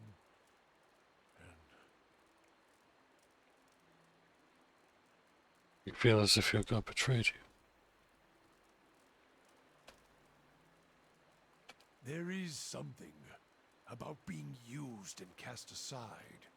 Perhaps Widewen himself felt it. There at the end, when the hammer struck. To be the proof that your God is hollow as the vessel it inhabits. I tried to find purpose, and avoided all contact with other Magranic priests. Did not seek the walls of Ashfall, and sought to make amends to my God through actions. I joined with the Purges for a time, and not long after came the first signs of the Hollowborn. So many crimes, trespasses, violations. The Salvation. Animancers were another sickness born of the Saints' War. A relapse of innovation, of desperation to heal what we had caused. All seemed worse than before the bridge, not better. And as years passed, the world became even worse still for the victory. Yes, I think the bomb was actually placed on the bridge or under it, and like the stones were brought up purposefully. I'm gonna go with the rational option. Maybe the Purges about what Mogron wanted. Sweat collects on his sooty creases of his forehead and runs down his ruddy cheeks. It drops on the tip of his nose. His mouth moves, but his utterances make no sound. He is, for once, at a loss. In your gaze, he quickly composes himself, wiping his forehead with the back of his dirty hand. Worship the whims of some fickle bitch, and you'll never be more than dirt beneath her feet. Worship what she worships, on the other hand. Take her fire for your own, and her esteem comes on its own. Of course, by that time, you no longer need it. Trial and transformation, sure as Durance taught. He glares at you, and staring into his eyes gives you the feeling of peering over the edge of a great cliff. You think to put the coals to my feet. Burned once, will never burn again. These talks are your trial, Watcher. You cannot deflect the truth to one who has already been purified by it. So what happened on the bridge? We chose the bridge because we could control it. It was a place where we could choke Aethys in his footsteps, where we knew his feet would fall, a narrow neck of stone. It was more than that. It was the spine of the deerwood, symbolic of its backbone. Such symbols are important in the construction of a weapon. Any weapon. I suspect Aethys knew that as well. So did his vessel, and its arrogance. He intended to walk upon the bridge as if walking on the backs of the deerwood. We intended to burn him with the light of our faith and his. 12 on the bridge, 12 in the shadow. We gave ourselves to it. Give yourselves to it. We put much of ourselves into the Godhammer. Such a device is not simply a machine. There are elements of the spirit in it. Even Widewind's spirit. Elements of the spirit. Each of the 12 who brought the Godhammer forth would have done anything to save the Deerwood, save its people. It is why we were chosen. Each of us hated this pretender. That rage, that spirit, that rebellion went into our work, and went into studying him as well. Widewind, why? We all studied Widewind. He was our enemy, and he had provided the flesh the god wore as a cloak. That flesh made him vulnerable. I knew what fields his hands had tilled, his family, what he had harvested, where he had been born. We sought to know him, what had led him to fight us. Why was that important? You don't kill the god. You kill the man it inhabits. And you leave that man a ruin. Burn him to ash. The weapon was meant to not only burn his flesh, but it would burn his soul. And it did. At the cost of our own. And at the cost of our goddess's favor. That whore be damned. Is that why your image was blurred in the dream? Perhaps your eyes won't be blinded by the Godhammer's light, Watcher. I may feel half a man at times, but that is even twice that of most others. If you fear for my spirit, your fears are baseless. The Godhammer, seeing its light, only fueled my anger, made me stronger, made me re-examine the teachings of Margren, put them in a new light. Just a pause real quick, and I should be back soon. I am back. It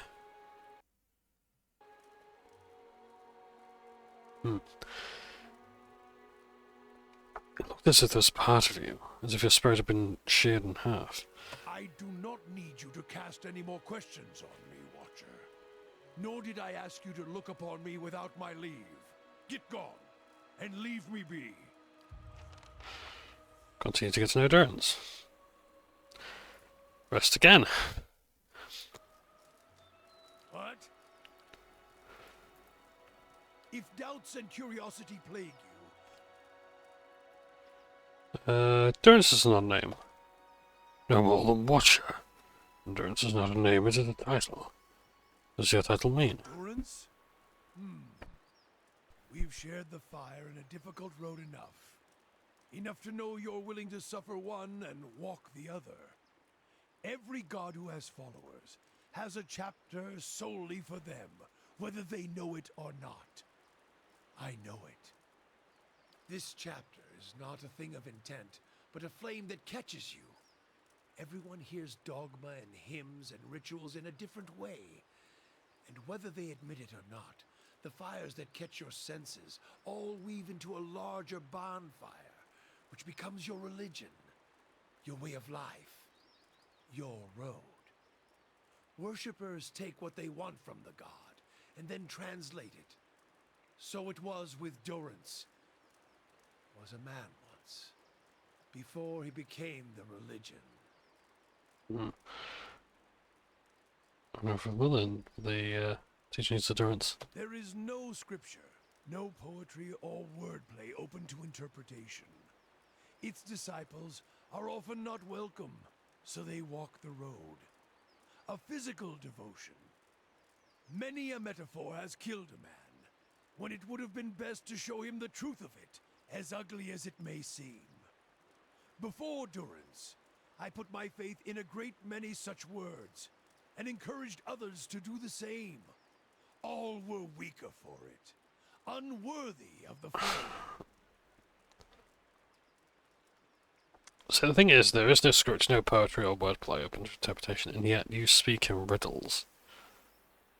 Like, I get it, sometimes the simplest answer is the correct one, and all that sort of stuff, and it's just about actions rather than words, with no exceptions, but Durance does not make that easier to understand. The devotions are from days when my gran would simply not open her legs to any young initiate. Instead, she would turn away these faithful, and ask them to wander the land to prove themselves devout. Based on the trials and judgments, then access to the god is granted. But it was up to each initiate to find the fire within them, and that fire really burned when they first came to my gran's door and sought acceptance. Begging is not what transforms one. But to say such now, the words are not as welcome as they should. Why not? Why is that? The reasons are so many you would age and die listening to them all. But the teachings of Durance also included casting established clergy out who might need reminders of such devotion as well. And no priest seeks to remove from his comforts, whether food, bed, or a whore's warm mouth on his cock. Those are trials that few can bear to let go once the comforts have taken them. They see the trials of Durance as unnecessary for the continuation of the faith. Inconvenient sometimes. They hold fast, and there are other ways to spread my gran's fire without leaving marks, as Durance taught.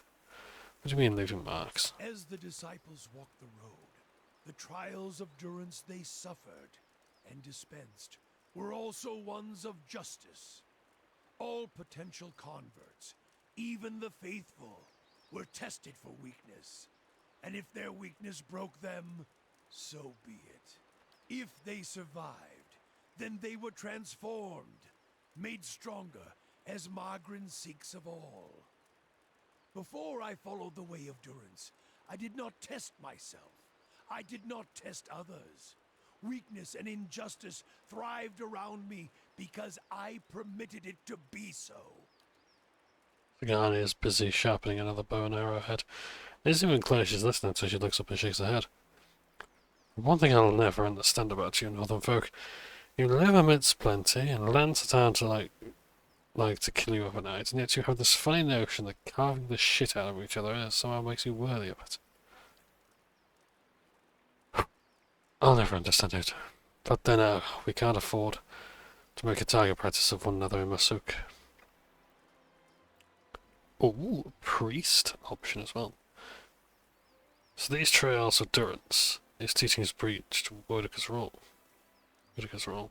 Justice was not seen as our duty. Justice was a thing of Boudica. And the debates on that ran fierce and hot. If any god should hold the reins to the keeping of another, and as I said, an unpopular notion, might spread like a fire. Can't have that. Yet Durance reminded us that Boudica has once been burned by my crown, and rightly so. If a goddess of justice can be burned to remind her of her place will, then my grand's clergy can remind others in a similar fashion.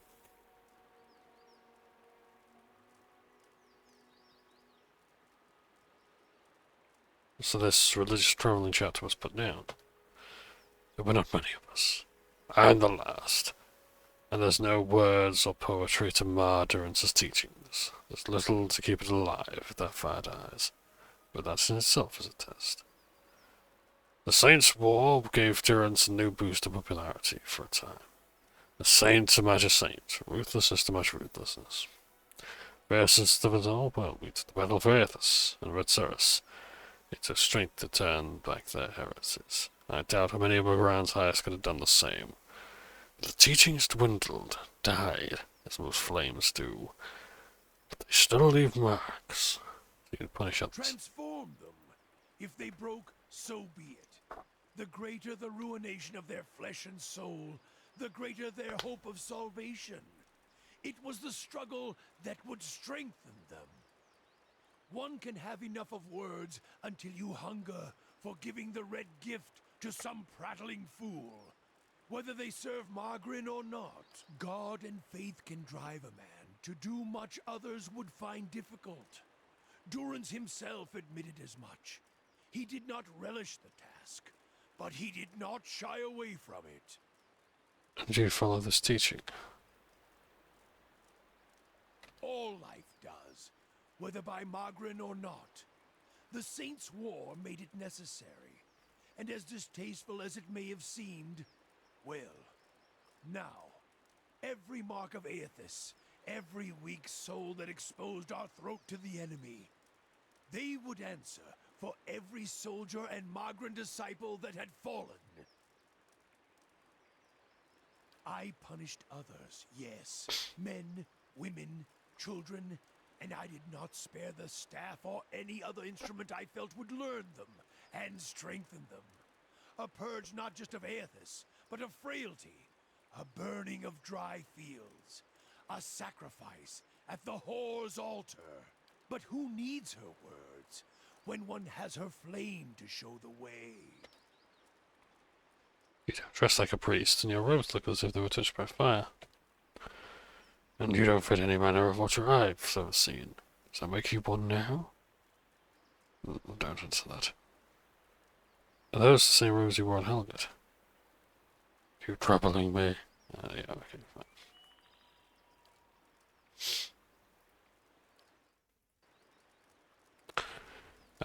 How's the last mission going along?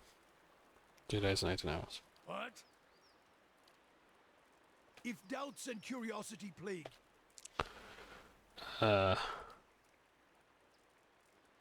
do they get better? So, why do I? Your memory is both a curse and a curse. I wore these on our pilgrimage to Helgot, as well as after. We were to travel quietly, so few would know our religion, our intent, like executions. The robes instead of hoods. How did they get better then? These robes are the one I wore at the Citadel, when the Godhammer was triggered. Imagine a campfire, then a field of them. Then form them into a sphere, and let it grow until it fills the air. Its violence ran through my stave and my spirit like 100 lightnings, and all around me was flame. It tore at my skin, even burst vessels in my flesh. But the robes survived. You wore them ever since. If my grand deemed that I should wear ash while dispensing her justice, then so be it. I exist at her pleasure for her pleasure. Either way, she answers my call, quietly or loudly, but her colours seem weak in comparison to the acts one does in her name. And quiet is how I prefer. I find others of my faith that do not tend to take me for a second glance if the fire of my spirit does not grace my staff. The staff of yours can tell me about it. No, sorry, 7. Can't take your eyes from it. Durance favoured himself favoured such not twists of heat. It was set, no shame in it. Why are those symbols carved on your staff? carved? This staff is a history. Acts leave their mark. Some symbols fall into the ash, others blaze brighter. What causes one to fade and another to rise? Memory, meaning, head, perhaps more trustworthy. Random acts, things done. They may make lines burning briefly through the wood. Acts devised, planned, that stay with you. Symbols form and tell the story. It's like all memories, except the staff burns it true. When a thought's close, you see it clearer, brighter. Once you forget, they get buried. But like rings in wood, the etchings remain. Keeps me grounded. Also, it's a solid walking stick. As to the only watchers can see the symbols. They are energies of the spirits, channeled for one's faith. It's hard to say. There was a time when they glowed brighter, but now they are an aid in my work. Because the staff's markings stand out to a watcher, well, they sometimes identify themselves. And sometimes they're blinded to the staff as well. A gift to Magran, perhaps. The cloak itself from sight when no one isn't looking for it. That large mark there, 12 circles, what is it? That symbol, the Godhammer. The 12 circles are a sign of the dozen on the bridge. And the dozen of us that let the hammer fall on them, bridge, God, and all. If there's a symbol that is unlikely to ever fade, it's that one. I thought it might be the last the staff would ever hold. I was holding it that day on the bridge when Aethys fell. It was the spark put to the Godhammer. Might be the last light that touched Aethys before the pyre ate him. I don't see my grand symbol on your staff. It is there, but marked different. I follow Durance, and in his teachings there is but a single flame, a simple aspect. Durance would meditate by the focusing on a single flame, attach meaning to it. There's something to center the spirit for what was to come. What was to come? What's a paladin? The flame is intended to symbolize bringing punishment to another. It is inscribed above the symbol of the one being punished, marking them as always touched by a murderer. I suspect the answers will... Okay. They won't see me coming. Let's rest again. The hirelings paid. Hmm? If doubts and curiosity...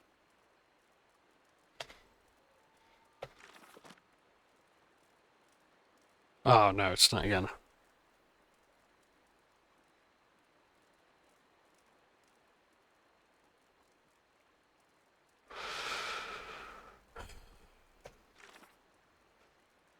Right. Trials of Durance.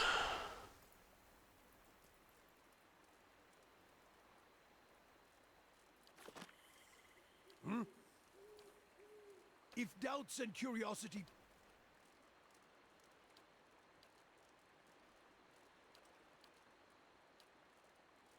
Gods have... We poured the... What? If doubts and curiosity plague you... This is all little value now. Oh, has my talk raised more questions? A true surprise. Do I value her? Why, I hold value in all whores. For a whore, their motivations are honest. And if one such as I, who truly seeks to embody trials of purification, one such as I who basks in war, why, if I do not even dare to take the fight to the principles of a goddess and a chosen fires, and bleeds death on my own hypocrisy, so we're in conflict with McGran. Men fight, women fight, sometimes even with the same sex. But if one isn't fighting, struggling, punishing, then what good are you? It's uncomfortable enough to put after this rod isn't drawing blood and bruise right now. But now, fighting a goddess, that's something one would be hard-pressed to call a true fight. But that's what makes one among the faithful, taking on the odds. But if you're in opposition to her, how do you draw power from her? Earth is burned, yet his worshippers still suck power from his smouldering cock.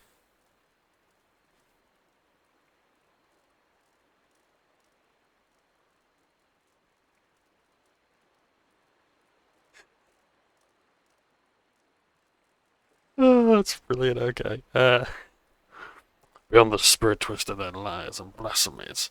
If I give my old goddess offence, then I serve her according to her aspects.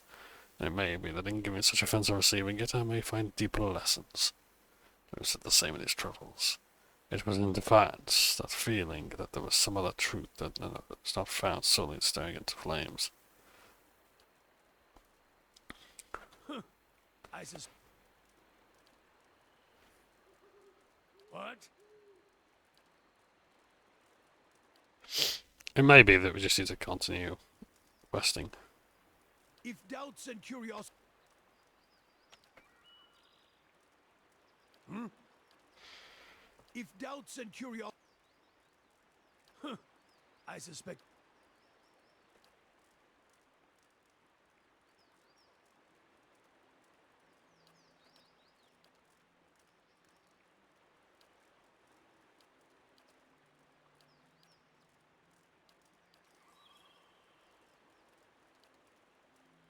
Yeah, okay, I think we're all good.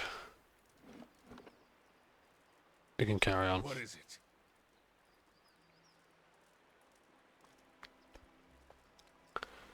I'm fairly satisfied with my party set up, so we'll go. Yeah, so apologies that took so long. But I do find it important to understand Durance as a character, and his motivations. especially when he is a fan favourite. Um, Light, flame, and sound. and he makes the most effort. Like, you can clearly tell that Devs loves writing him because he puts in the most effort into his character. Light, Now let's flame, and sound. start the gods. I'm sure this so go okay. See, I think this might actually be one of the most lore important episodes that we do.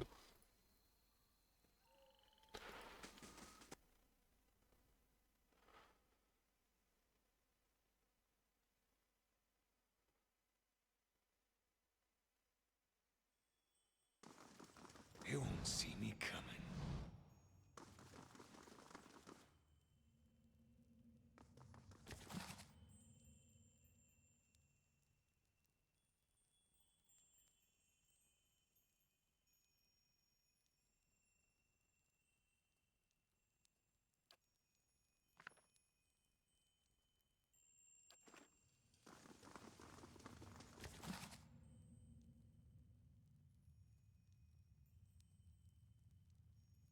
Okay. The Enigmatic God of Gold. This is going to be an interesting book. Young students are often confused by Berath and Rimmergans seemingly overlapping rules in holding dominion over death. Berath oversees the cycle of life, death, and rebirth. Rimmergand oversees the cold, destructive act of death itself. This difference is often difficult for novices to appreciate until they've lost a loved one and endured the absence for a time. It's Berath that determines we will be reborn just as certainly as we will die. Rimmergand is the executioner's axe. Rimmergand shows us that all life ends in stillness. I need only show them the symbol of Rimmergand. Bone white oryx skull found carved within the most ancient Ingwithan ruins. It is a symbol of death and doom in every culture. Any child with 4 winters under his belt needs no introduction to the ancient symbol. Rimmergand embodies not just death, but all manifestations of collapse, be they famine, plague, or simple bad luck. Rimmergand is the primal god, silent and inscrutable as death itself. He makes himself known with his passing, not by proclamation. There are innumerable stories of the god's terrifying passage through the lands of Eora.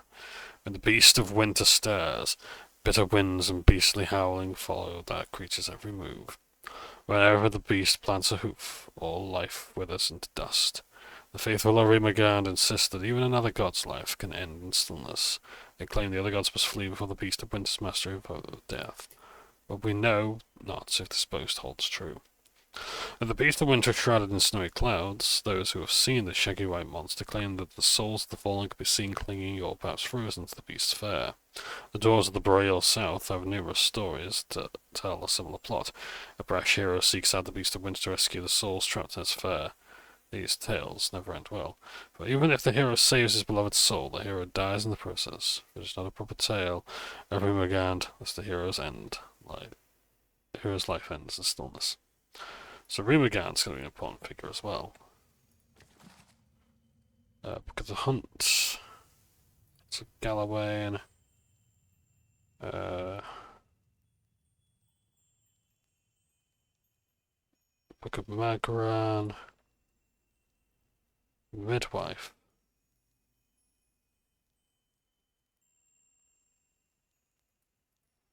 Hylia, okay, of course. Yeah, the Queen that wasn't still is.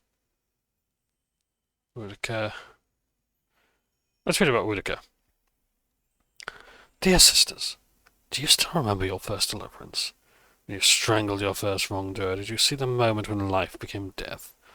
Did you see the instance where your victim realized that Woodica forgets nothing? When Woodica takes back her throne, will you face her with pride, knowing you have held to your own oaths, or will you be among the word breakers? Woodica teaches vengeance and memory, and while she is in exile, we must be her eyes and ears that let no injustice slip from record. We must be the clenched fist that silences the lying breath. When Woodica takes back her throne, All of the injustices that have slipped through the cracks of history will be righted. The villains hiding in plain sight will among the innocent will feel the burned queen's choking grasp. Pray that you live to see the day when you will join our queen in this cleansing of the wicked. But know, my sisters, that we must be ready to see the end of our days without the return of our queen. For she will take back our throne, but it may be our daughters that serve the restored court. We must continue to live as we always lived, hated by the other faiths, even though we place justice above our own well-being. At least the Empire of Aedia still holds our creed in proper esteem. It is a proper sign of respect that by imperial custom our clergy must oversee a contract for it to be legally binding. For who else understands the value of remembering one's oaths than Werdica's faithful? And let us not count our current blessings, for we still enjoy the support of the Paladin Order of the Steel Garrote. They too understand that society is built and broken by the oaths and rules of its people. When Werdica takes back her throne, my family will know that I was right to commit my life to the exiled queen. When Werdica takes back her throne, the Strangler will stop being a story told to frighten children, to frighten our daughters, but a hero woven into parables that will teach our children justice. When Werdica takes back her throne, she will bring back her flawless memory with her. Every transgression, every crime, and every injustice will be revealed. When Werdica takes back her throne, even gods will be spared from their due retribution. Ooh, so one of the gods is in exile. Mercant Asia Shard. Just nab that. Sure that won't mind me tomb robbing. Okay, so that's the passage that we would use to follow Theos Ix Arcanon, but unfortunately it is blocked.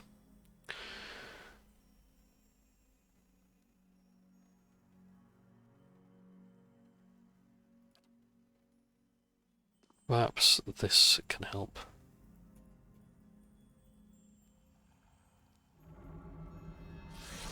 Incredible. A divine contraption that I would dearly love to inspect. These are the different signs. Berath, Hylia, Magran, Galloway, and Abaddon. There's one there that I don't quite recognize. Skane, Ondra, and Rimagand. As you approach Werdica's shrine. That's Werdica, of course, in the crown, yeah. So Werdica is in exile. This is Whale. There's no other response. Berath.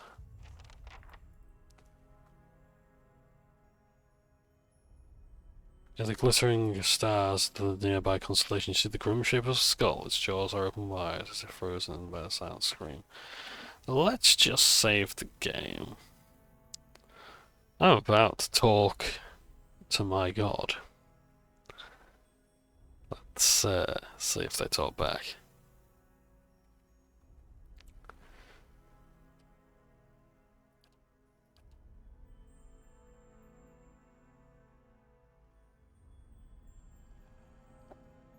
Pray to Berath. You kneel before the shrine and prepare to recite the ritual words.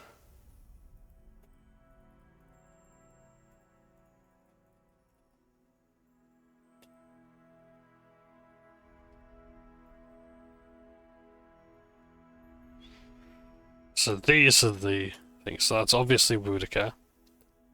That's going to be Whale, probably. That'll be Skane. All I've done is in stillness. That'll be Rimagand. Or Rymagand. Ramiagand, I think it is. I sing of the ocean's sorrow that I might forget my own. Don't know that one. That's going to be an ocean god, but I don't know. Struggle is our fundamental nature. Magran? That'll be Hylia. That's Abaddon. That'll be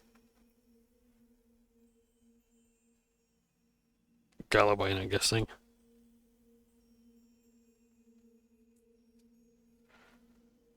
And that'll be Berath. There is life and death and death and life. I would like if it actually told you, like, priest, and you just know which one it is. You feel a particular weight of an unseen presence in the eyes, and her eyes upon you. You kneel and pray to Berath.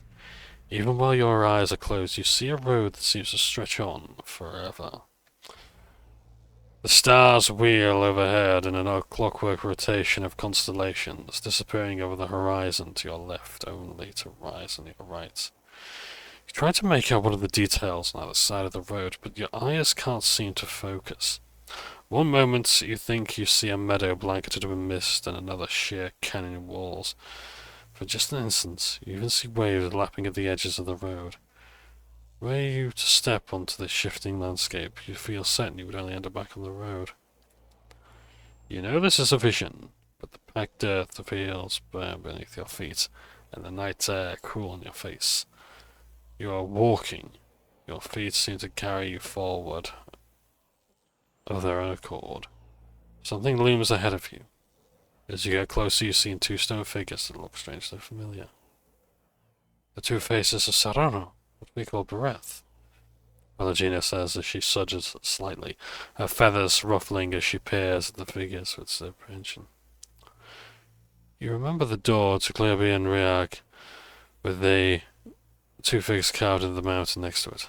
One looks vaguely familiar, and one vaguely male and the other vaguely female.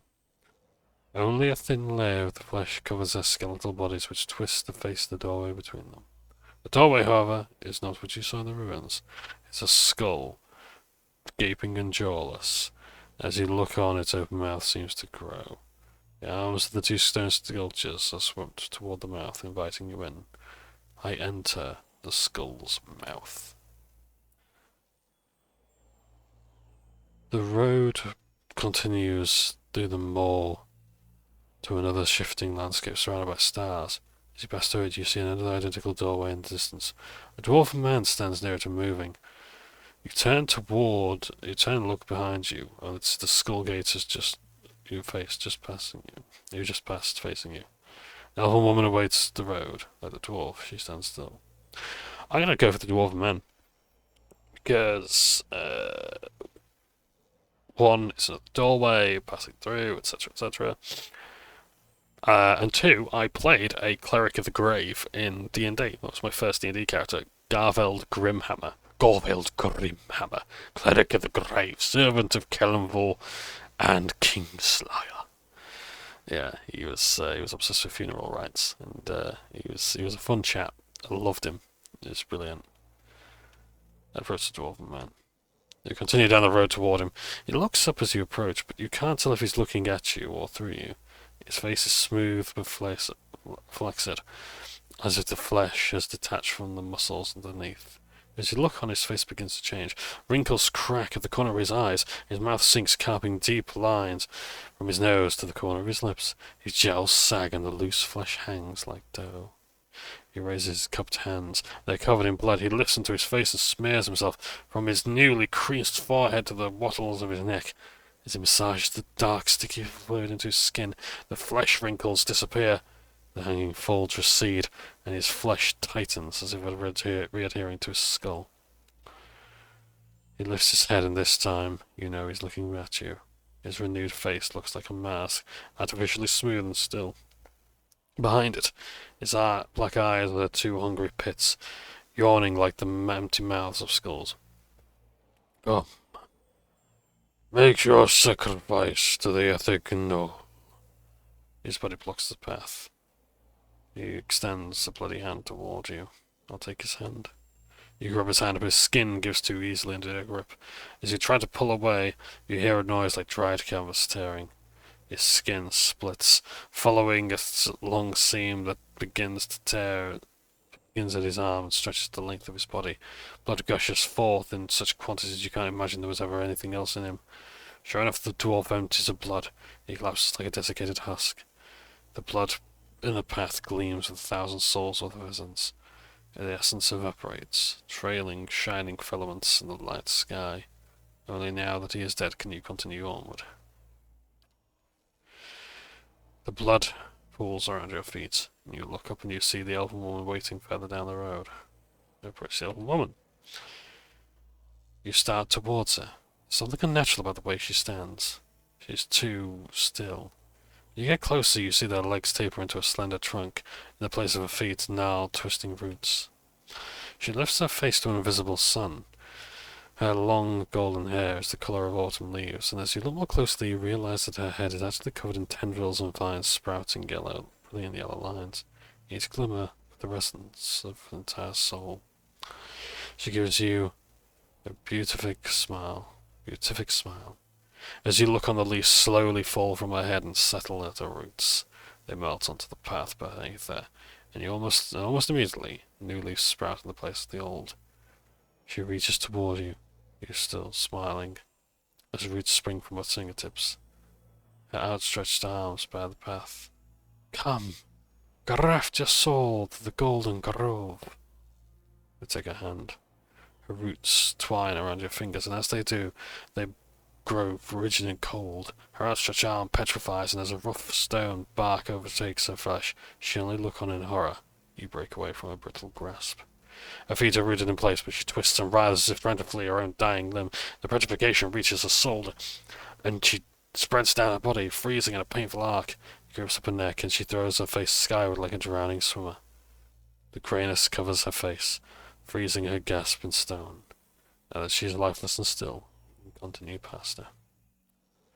Only the golden leaves on her head remain untouched, and as you watch they fall one by one on the path below. They shrivel in as the shimmering essence fades from them. A voice echoes along the road, barely more than a whisper on the breeze. Return them to the wheel. You lift your gaze and see the skull gate ahead of you on the path. The candles of tear everyone wink and leave the mouth open.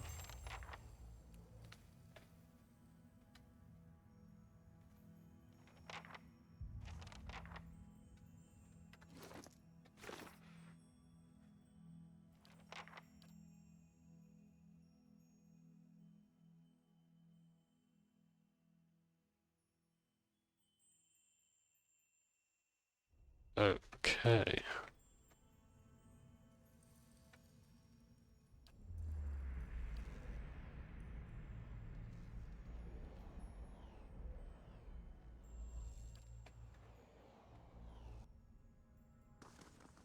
Yes? Ondra, that was the one, that was the goddess. I was thinking of Well? the of water.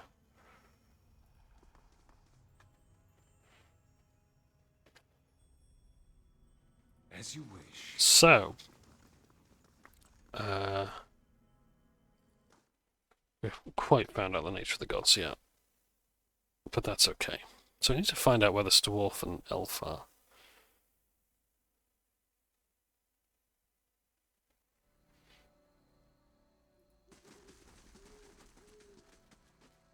What do you wish to know? Until we...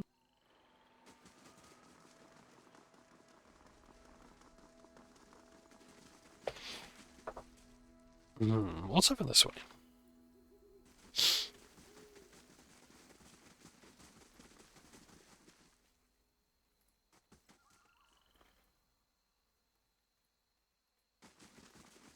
Hail, Estremor. Welcome, Mr. Moore. Got herbs and potions for sale. Looking on the ease your travels and make them more interesting. White leaf. That's where to spend an afternoon. And the following night, and what's the next day? Flask of war paint. Yeah, a few bottles.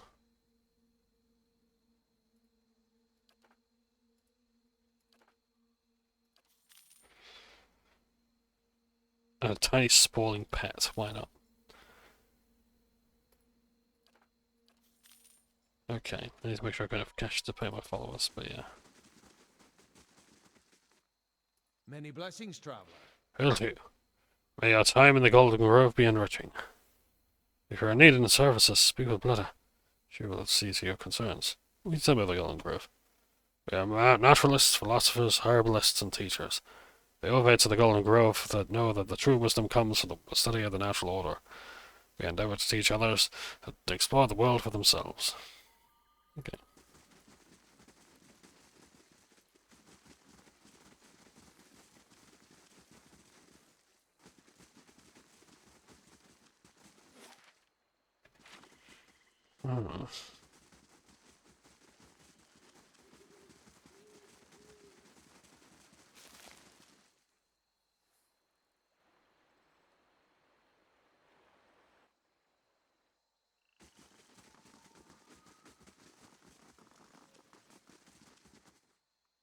Welcome to the Golden Grove, traveller. Many blessings, traveler. Do you seek the wisdom of our herbalists, or simply bask in Ratha's glory?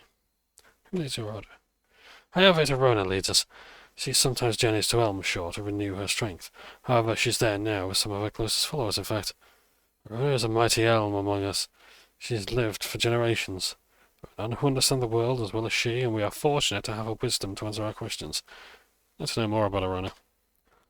Why, you must read her for yourself. She's wise and kind, and she has led our order from the beginning. She walks among us and gives us freely of herself. That is what so many of us cherish about her. She is present among us in a way that the gods never are. Named by the Golden Grove. We are the Ovates, druids, philosophers, and students of nature. We gather here to share our knowledge and celebration. Many travellers come to us for poultices and remedies.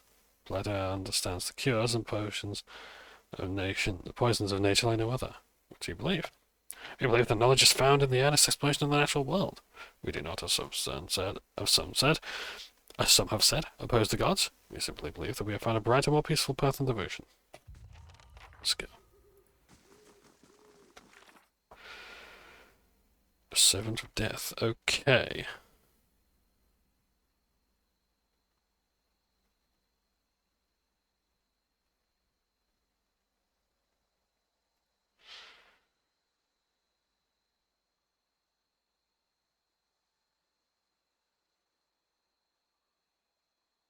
Okay, so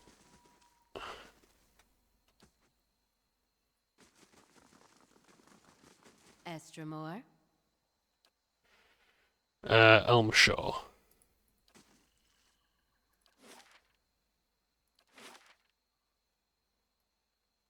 So she might be around that way. And this dwarf. I suspect we might learn more about them from around this way.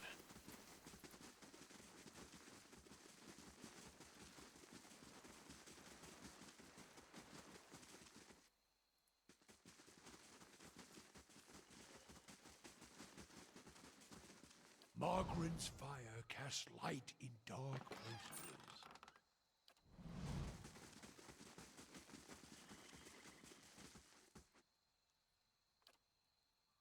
I've been expecting you. My tribesmen have told me that you used to speak the truth about Film's exile. Well, Earthman doesn't hide from the truth. Ask and I'll answer. I know you're lying. Film tricked you and therefore the Stilgar alone. They killed each other. You... I never... You wouldn't... Do you understand what the tribes will think of us, of our people? They've already stepped on us if we were filled in maggots, when the twice-split arrows were broken. They have history, glory, and they spit on us who have nothing. Foreigner, please. The others say you're kind and merciful. Speak the truth and that would set us free.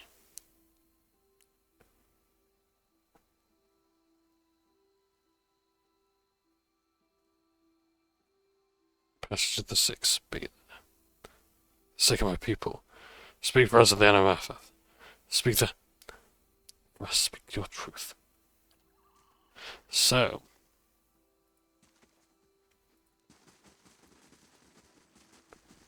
This is the soul that we were looking at.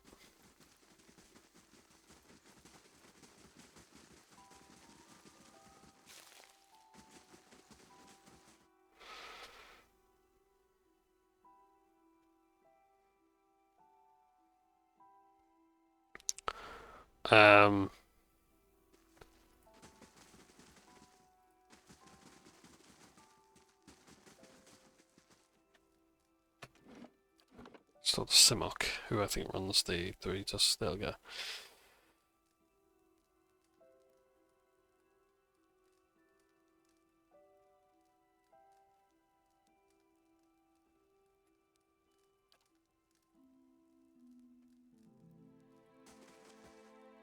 Estramore? There's not many Astramoran who are permitted into our sacred city. Bethel must be feeling especially soft today. Do you think it might if our bed is Stilgar? Remember how well that worked the last time? Come to fear your future and tear everyone, to make your own of the blood sands. What's blood sands? Ancient place of sacrifice. in a cave by the great elms themselves. Mercenaries Durance have been an integral part of the Glanfathan society for generations, no matter what some of the other tribes might say. Glanfath has held its own against the mighty against the Estramoran because some of us still understand the power of sacrifice. Does the thought make you uncomfortable? It should. It's what keeps our society alive for so long. You seem fond of us, Estramoran. I fought at the Broken Stone War and the War of the Black Trees. I saw my brethren cut down, defending places to the builders, and I shed blood alongside Galvin Ragged himself. Now Estramoran seem to think that they will find a cure for their empty children among our sacred sites. Or worse, they will find sanctuary in our lands. I've seen what happens when they set those sites on Glanfathan's soil. From what we've seen, those sacred sites might actually have a cure. They protect those sites because someone told them to. You wish just once they'd have the courage to question it. Have pity. They're only trying to say, isn't there room for you both? 200 years, Defense Bay and New Hema have outgrown their own crooked cobblestones. They rot through and reek like bloated corpses. No, inviting them into our lands would be the end of us. In my 250 years, I have led my people through 2 wars. Our borders have remained intact, and largely through the reputation of 3 Tastilga. I've sired a dozen children, but none of them have been deemed fit to take my place. I care nothing for the legacies that obsess and that the Estramoran lords, but it is important that my successor continue this path.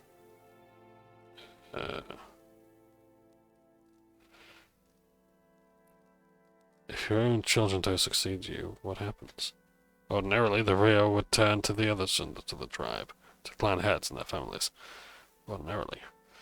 But we share a tradition of fostering the children of other tribes. The Anamfath of the Fisher Crane has trusted you, his youngest, to my care. And as none of my own blood are fit to take my place, Rio will look next to this bog child, the kin of another Anamfath and my foster daughter, to take my place. Bog child? I have nothing but respect for the Fisher Crane. Their ways are not ours. The Orlands of Fisher Crane have lived in Thane Bog for 1,000 years. They are cunning and furtive by nature, which serves them well when they have the swamp plans to hide their movements. But this will not deter their tomorrow on an open ground. My experience, soon as someone in power decides he wants something that doesn't belong to him, there's no deterring at all. Our savagery has deterred the Estramoran from further encroachment. They still tell of our deeds in the Broken Stone War. But if a child of Fisher Crane leads our tribe, will lose their boldness. The Estramoran will lose their fear of us. Children will be influenced by the souls of our ancestors. In times of crisis, she will look to her kin in Thane Bog for guidance. No matter what I might try to teach her, it will not be enough. There's a way you can help, if you have the stomach for it, but I think you can have the perspective to see certain aggressiveness may be necessary. Go on. This Orlan girl has the soul of a leader. If it passed on to one of my own offspring, our tribe would remain strong. The Durance of Blood Sands have a way to do this, and they understand the importance of a strong line of succession for Durita Stelga. I'm just a simple hunter from the tundra, but so you'll have to slow down. What? You want us to do what? There's a house in the southeast Hearth Song, next to the river. Child will be asleep, and I've arranged it to be unattended for a time. Take her and bring her to keep her word in Blood Sands. She knows what must be done. If she presents you with the liquid essence, bring it back to me. We'll keep her word to do with the child. We've seen the rituals of the Blood Sands. She will sacrifice her. It's the only way to distill her essence. Right. Of course it is. Rodney, this man is clearly not well. I see why you need me to do this. Because I cannot do it without attracting undue attention. I don't relish my own burdens, put my own burdens onto another. This will incite war between our tribes if I'm caught. How can you possibly expect to get away with this? If you know the girl is there, and one Orlan babe will look much the same as the next. Don't be worried about this. Tell me about the potion you need from Mordra. Essence bound and distilled into a liquid, it will have little immediate effect on me, but it will weave a stronger soul in my future issue. Very well, I'll help you. You're a friend of the Glanfathan people. Act swiftly and quietly, Esther. Okay.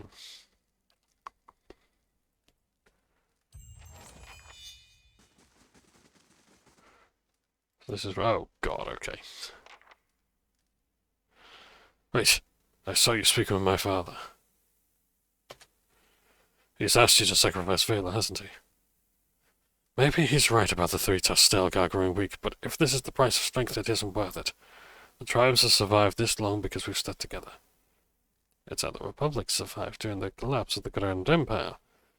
Had any of the great cities sided with the Empire, we never would have broken anyway. Do you have another idea? There's a herbalist among the Ovits in the Golden Grove. Glad that's a name. They all gather southeast of here by the river. She could brew a poison. Simok wouldn't know the difference until it's too late. There's the family resemblance. There's an easy way to kill Simok, you know. His warriors would surround you in no time. Besides, it's the simplest if this happens quietly. When I return the child to her birth parents, it's complicated. A child sent to be fostered by another tribe isn't allowed to return. Unfortunately, explain that with shielding you from her father would make much worse for both tribes. Or to murder your father. No. But it's better than allowing him to murder this child. If someone dies, you're next in line. It's not like that. I've already determined that my soul isn't strong enough. If it follows my father, it won't be me. Fine. Like I said, if my blood in the Golden Grove. Okay, so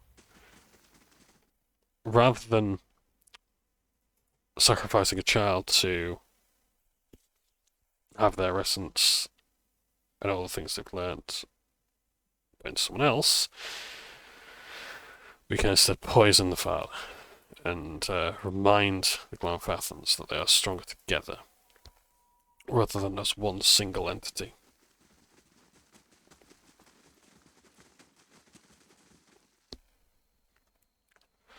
Poisons are the dealing tonics that heal and enlighten.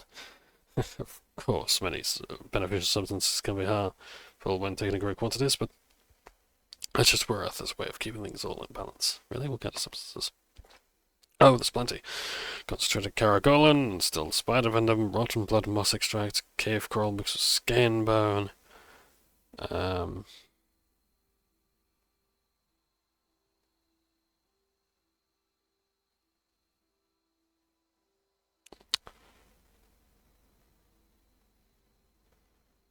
And there's still spider venom. Why would you want something like that? Oh, I have the scientist background. I also have intelligence really high. Why are these options not coming up, possibly? You know? The scientist one especially. Well, my friend Stelgar is dying, and I just want to see his... Yes, the creature's passing. Poor thing. Here, take this. It works slowly, but this will send him into the cycle soon enough. Kindly enough. Just make sure it doesn't get close. Half that dose would kill an armor.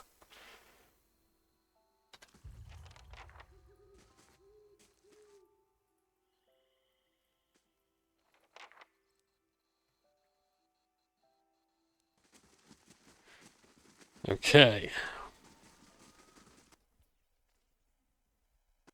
On the one hand, I kind of need to get off. At the same time, I want to stay a bit longer. How long have I got until I actually have to get off? About an hour and a half. Yeah, this might be a bit of a longer episode. Not 8 hours, but I want to try and get this. Here's the potion you potion. Here's the potion you asked for. Something's wrong. What are you trying to give me? You're being paranoid about because you're nervous about the deed. It's natural.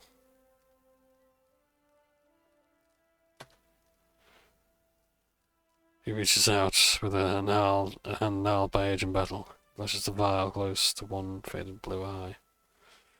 For my dry salvation. He drains the vial in one long gulp. He swallows after sputtering for several seconds. He glares at you. His breath sounds ragged and wet. You poisoned me. He begins to raise his hand to the other warriors in the room. I didn't, I swear. Oops.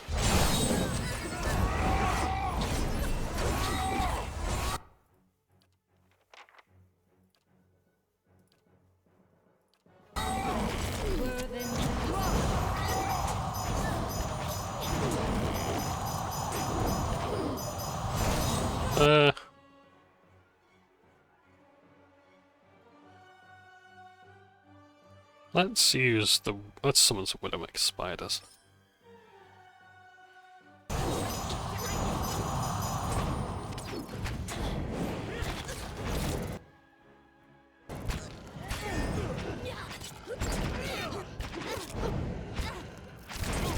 So it's a very slow fight. I don't even need to do anything.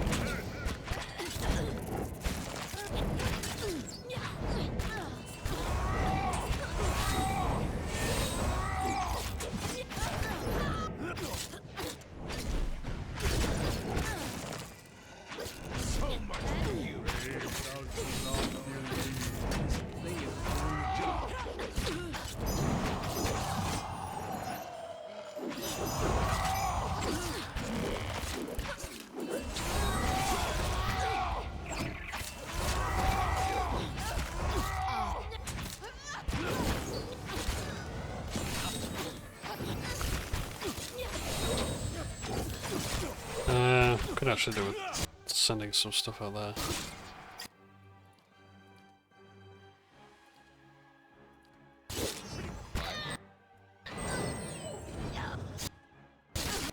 Oh, what the hell's happening here? Oh, that's why, it's spores. It's all spores. Yeah, sickened. I don't even know what the hell happened there. So we just poisoned the guy.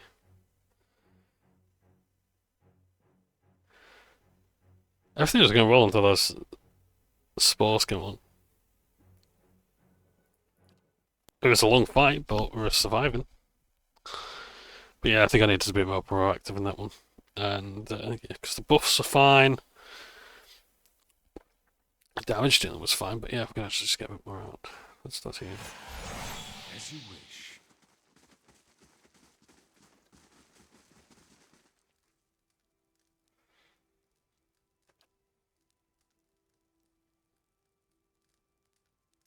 Just say it's poison.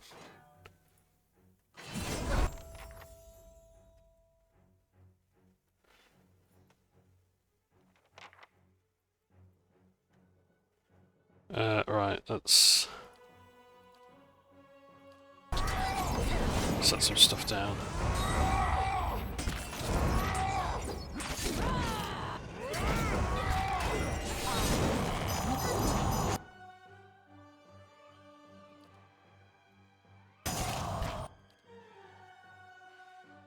And now let's have some big stuff.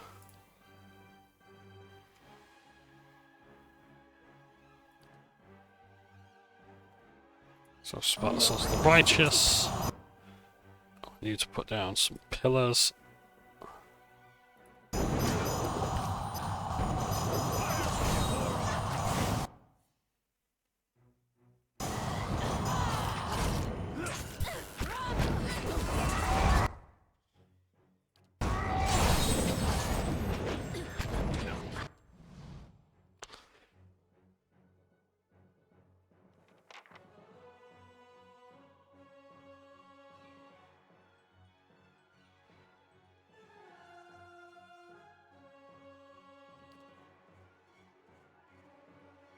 He's barely inches on his turret.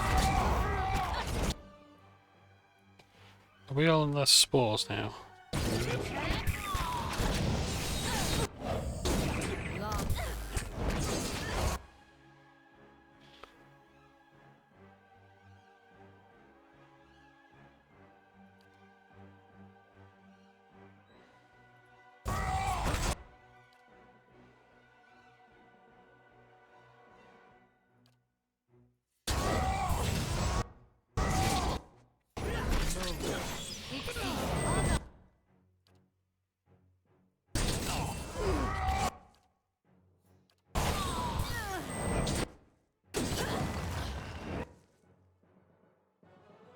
Uh,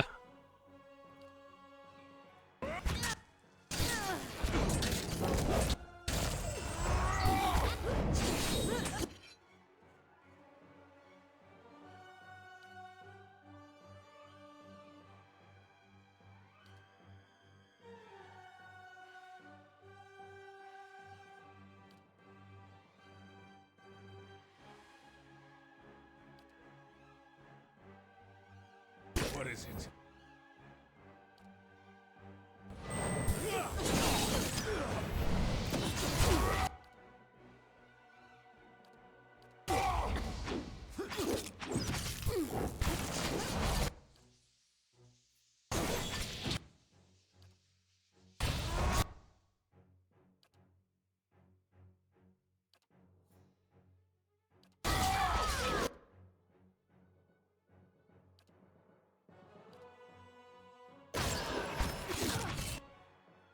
And yeah, some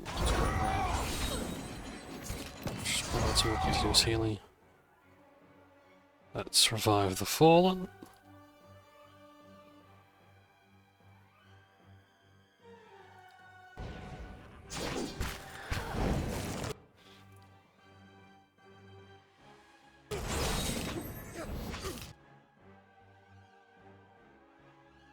Do I have any offensive spells that I can use?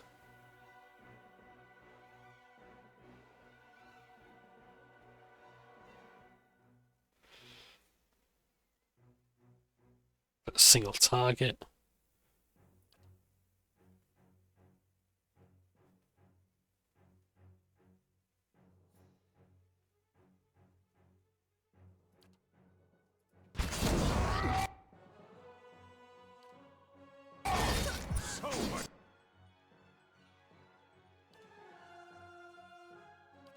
Yeah, these first level ones are actually proving kind of good.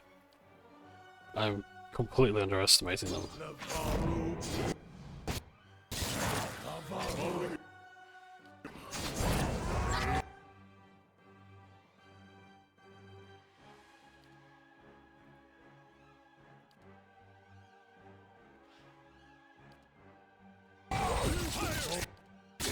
Oh, I'm down already, that's not good.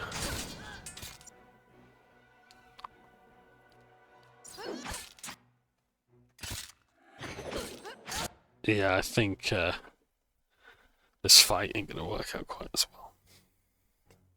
Could always lay some traps. Or can't I just drop everything on the floor? Hopefully it won't be considered as an offensive action to just drop everything.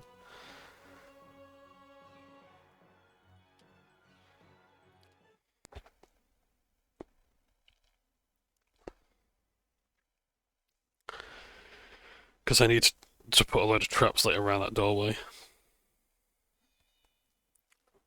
And set everyone up, so...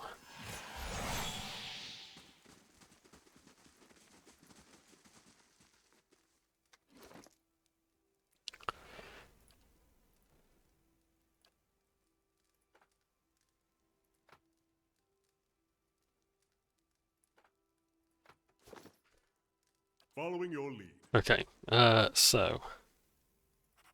Just drop that there. And drop that... There.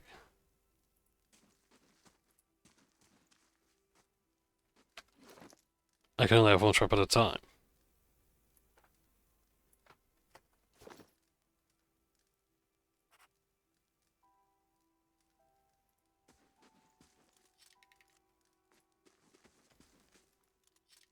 As requested. Okay. Seems a bit daft, like I get it, but at the same time it's like, huh. Bounding missile or fireball. Noxious burst. Noxious burst would be really good. Freezing pillar. Boiling spray. Here's a Hydrogan. Yeah, I think this trap's gonna have to do the trick.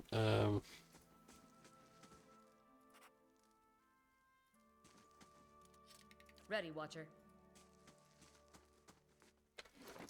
Can multiple people lay down traps?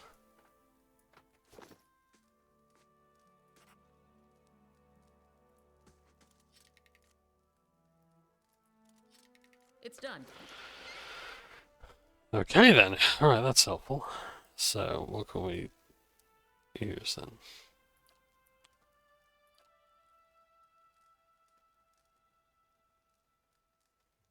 We can also eat lots of food as well, can't we? So that's something.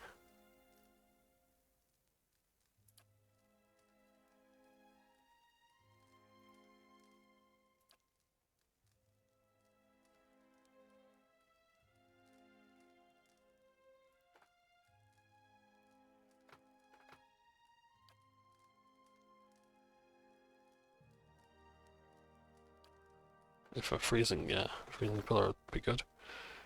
Right, let's put another trap down. Put one there, because they seem to be gathering around this area. Well, I'm ready. Well, actually, no. Let's have a fireball trap.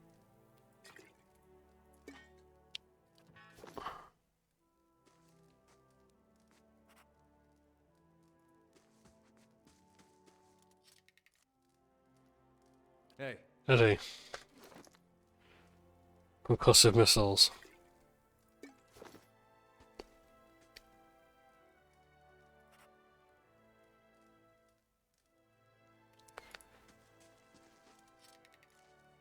all right then. yes? Kana, you already put one down. Durance.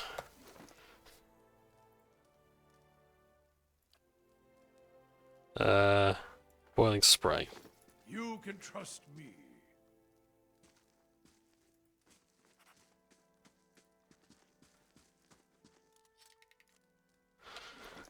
And then it's just me next. What do I want to put down?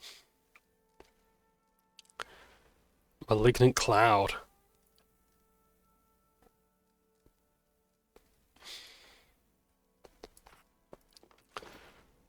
Malignant cloud, so I want that a bit far back. Or can I put it the Yes. same place as some of these others, like that? Oh shit, no, okay, right. Of course. Yes? Start again. Kinda.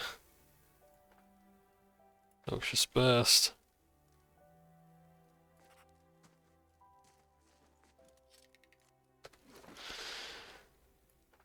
Sagani, Ready, Watcher. please put your freezing pillar trap there. Durance! I can't remember who's put what down where, so let's just reposition. Okay, Eddie, I need you to stay here and tank these guys. Yeah, Sagani, Ready, Watcher. you stay there. Durance, you're here. Palashina, you're here.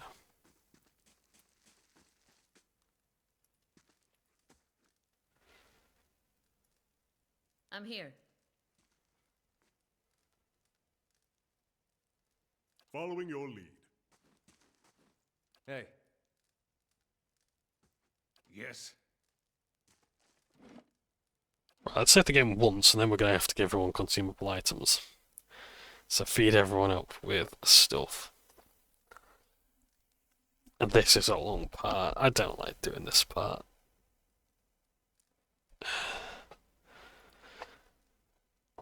I hope that the only other time we have to do this is in the next...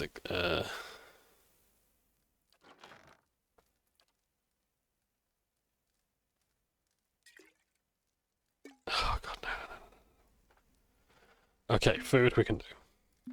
Yeah, I hope that the only time we have to do this next is going to be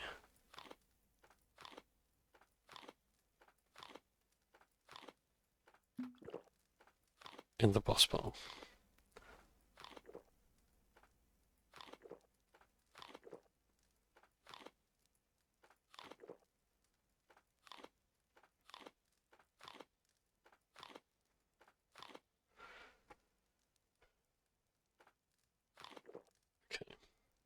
Okay, so that's that one done. Right. Eddie. Drink up, bye-bye. Look at some of this stuff.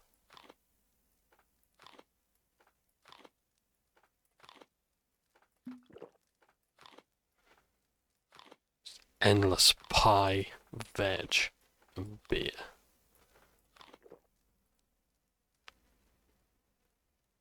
He doesn't need that. White leaf. Immunity to stuff, okay.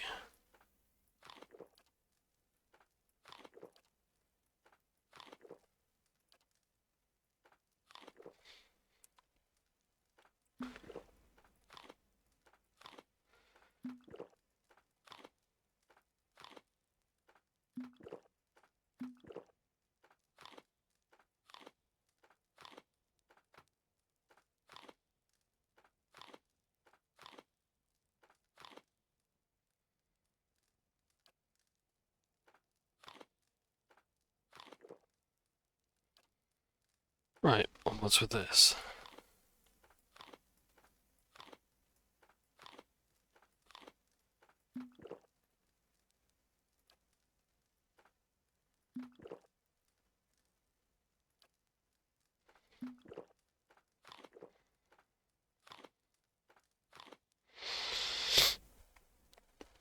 I could still craft other food as well.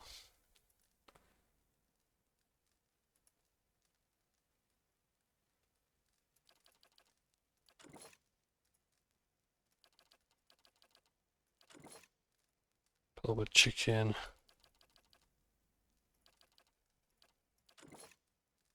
Savory pie. There you go. Plenty of food. So I'd like to make sure they've got some good meals.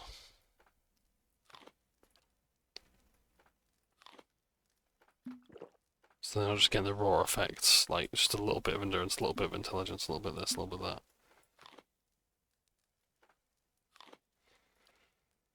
Okie dokie.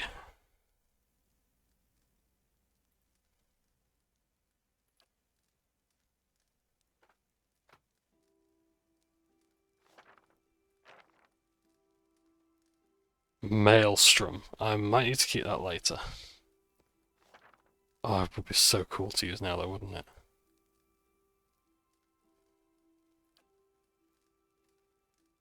Missile barrage.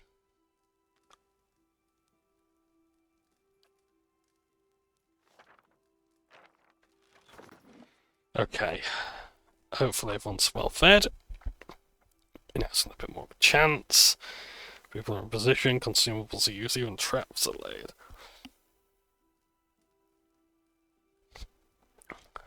Yeah, I normally don't bother with traps, but in moments like these, it's good to have them.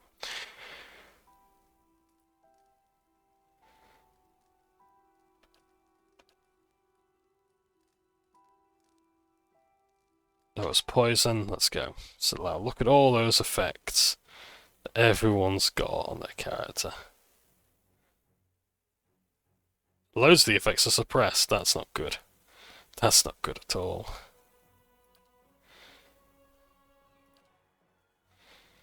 Yeah, if we could have that. Connor, where are you? Just shoot anyone you see.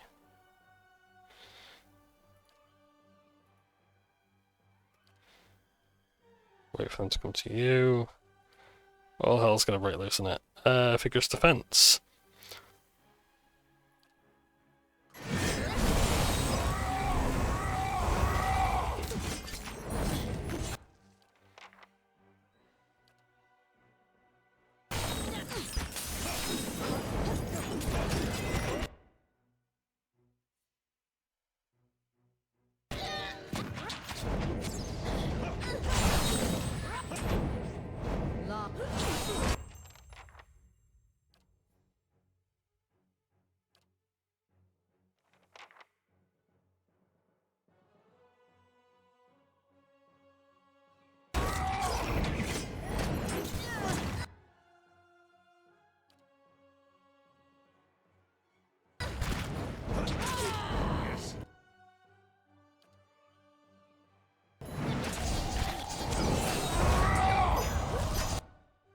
People are starting to prove immune to things, that's not good at all.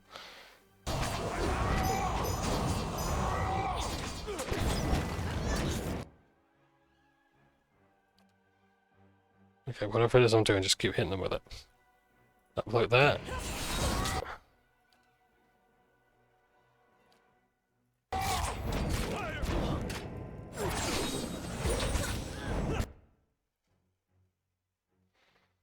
What else we got?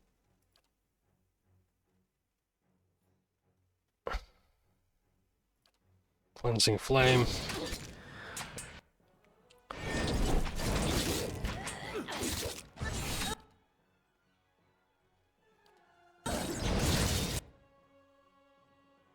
Shit, we're both down.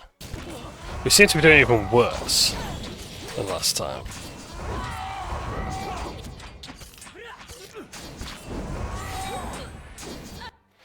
See if Algie can get me up. Yes, she can. Let's try and revive everybody.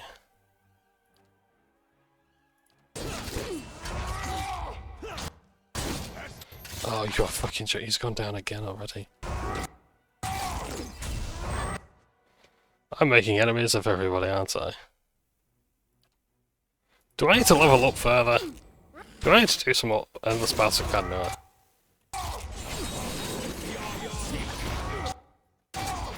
I think the answer to this is yes. I should have done the summons. Summons would have been good. Follow. Rock 10. Great.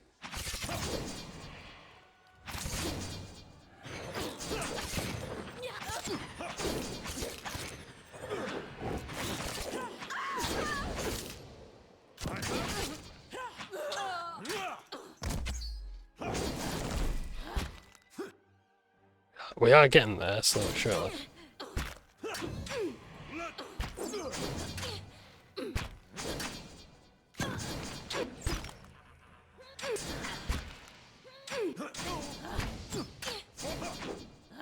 So flank him. Stand. Got an arrow. Brave.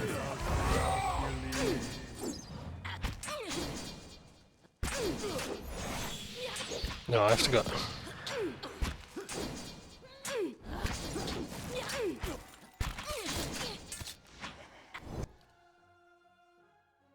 Poor Sagani is a melee. Why is she in the melee? That would probably help things a lot, wouldn't it, if she wasn't? Doing the job.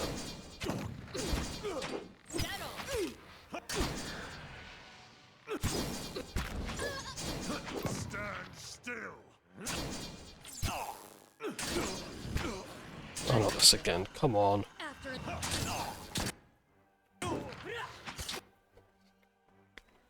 Wow, Sinnock's still going. Okay.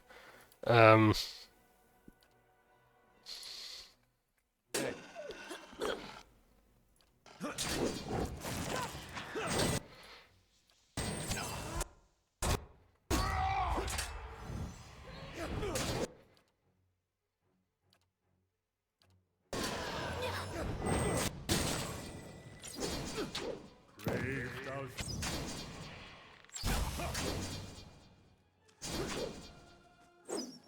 My bow's ready. So it's just a matter of time, basically, before he goes down. He's taking shots from the back which you can't defend against. Rock. And he's holding off nicely. Brave.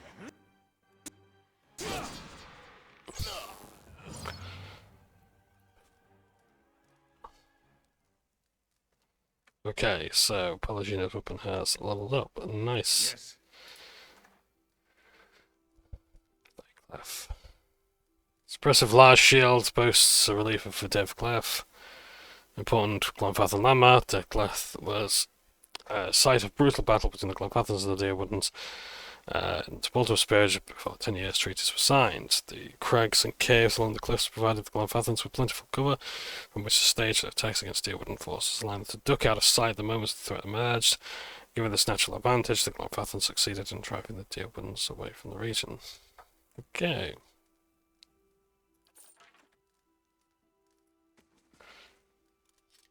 As requested. Ethignol.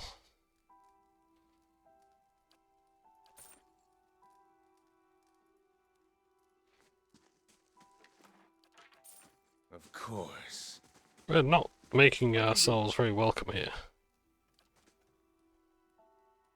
I can do that. As requested. I can do that. As requested.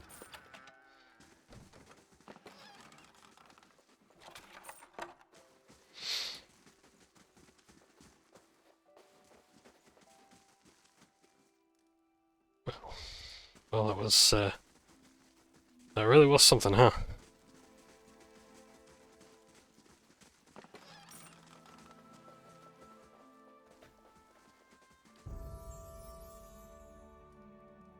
Yep, survival.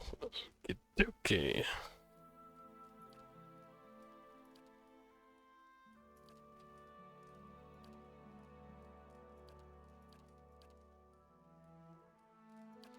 We'll give you defense against things. There we go.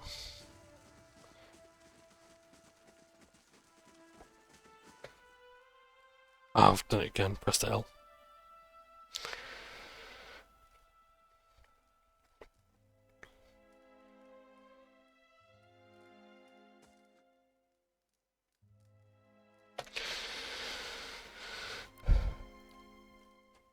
Sacrificial bloodlines. That's what's going to come instead. Okay.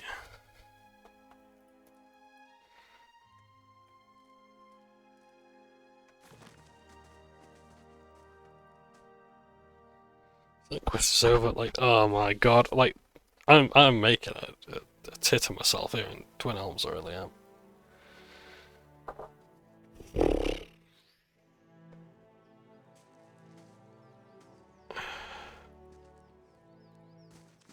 At least no one's commented on it yet.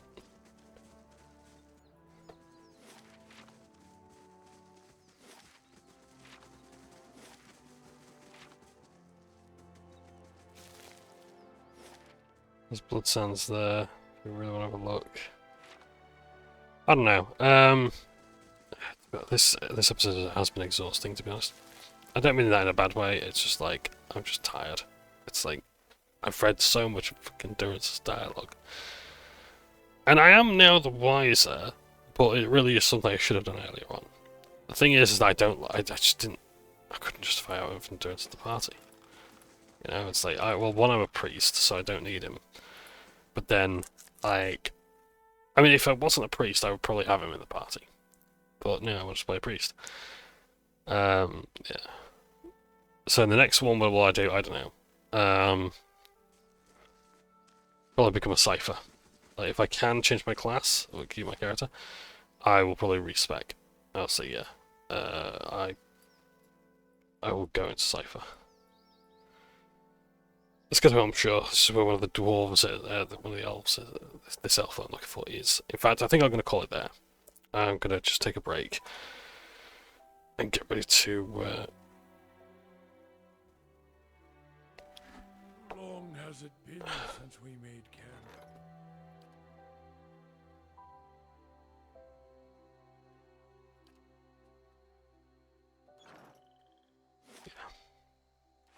Yeah, there's stuff we can see here as well, and I'm leveled up more as well. Hey, damage reduction, that's nice.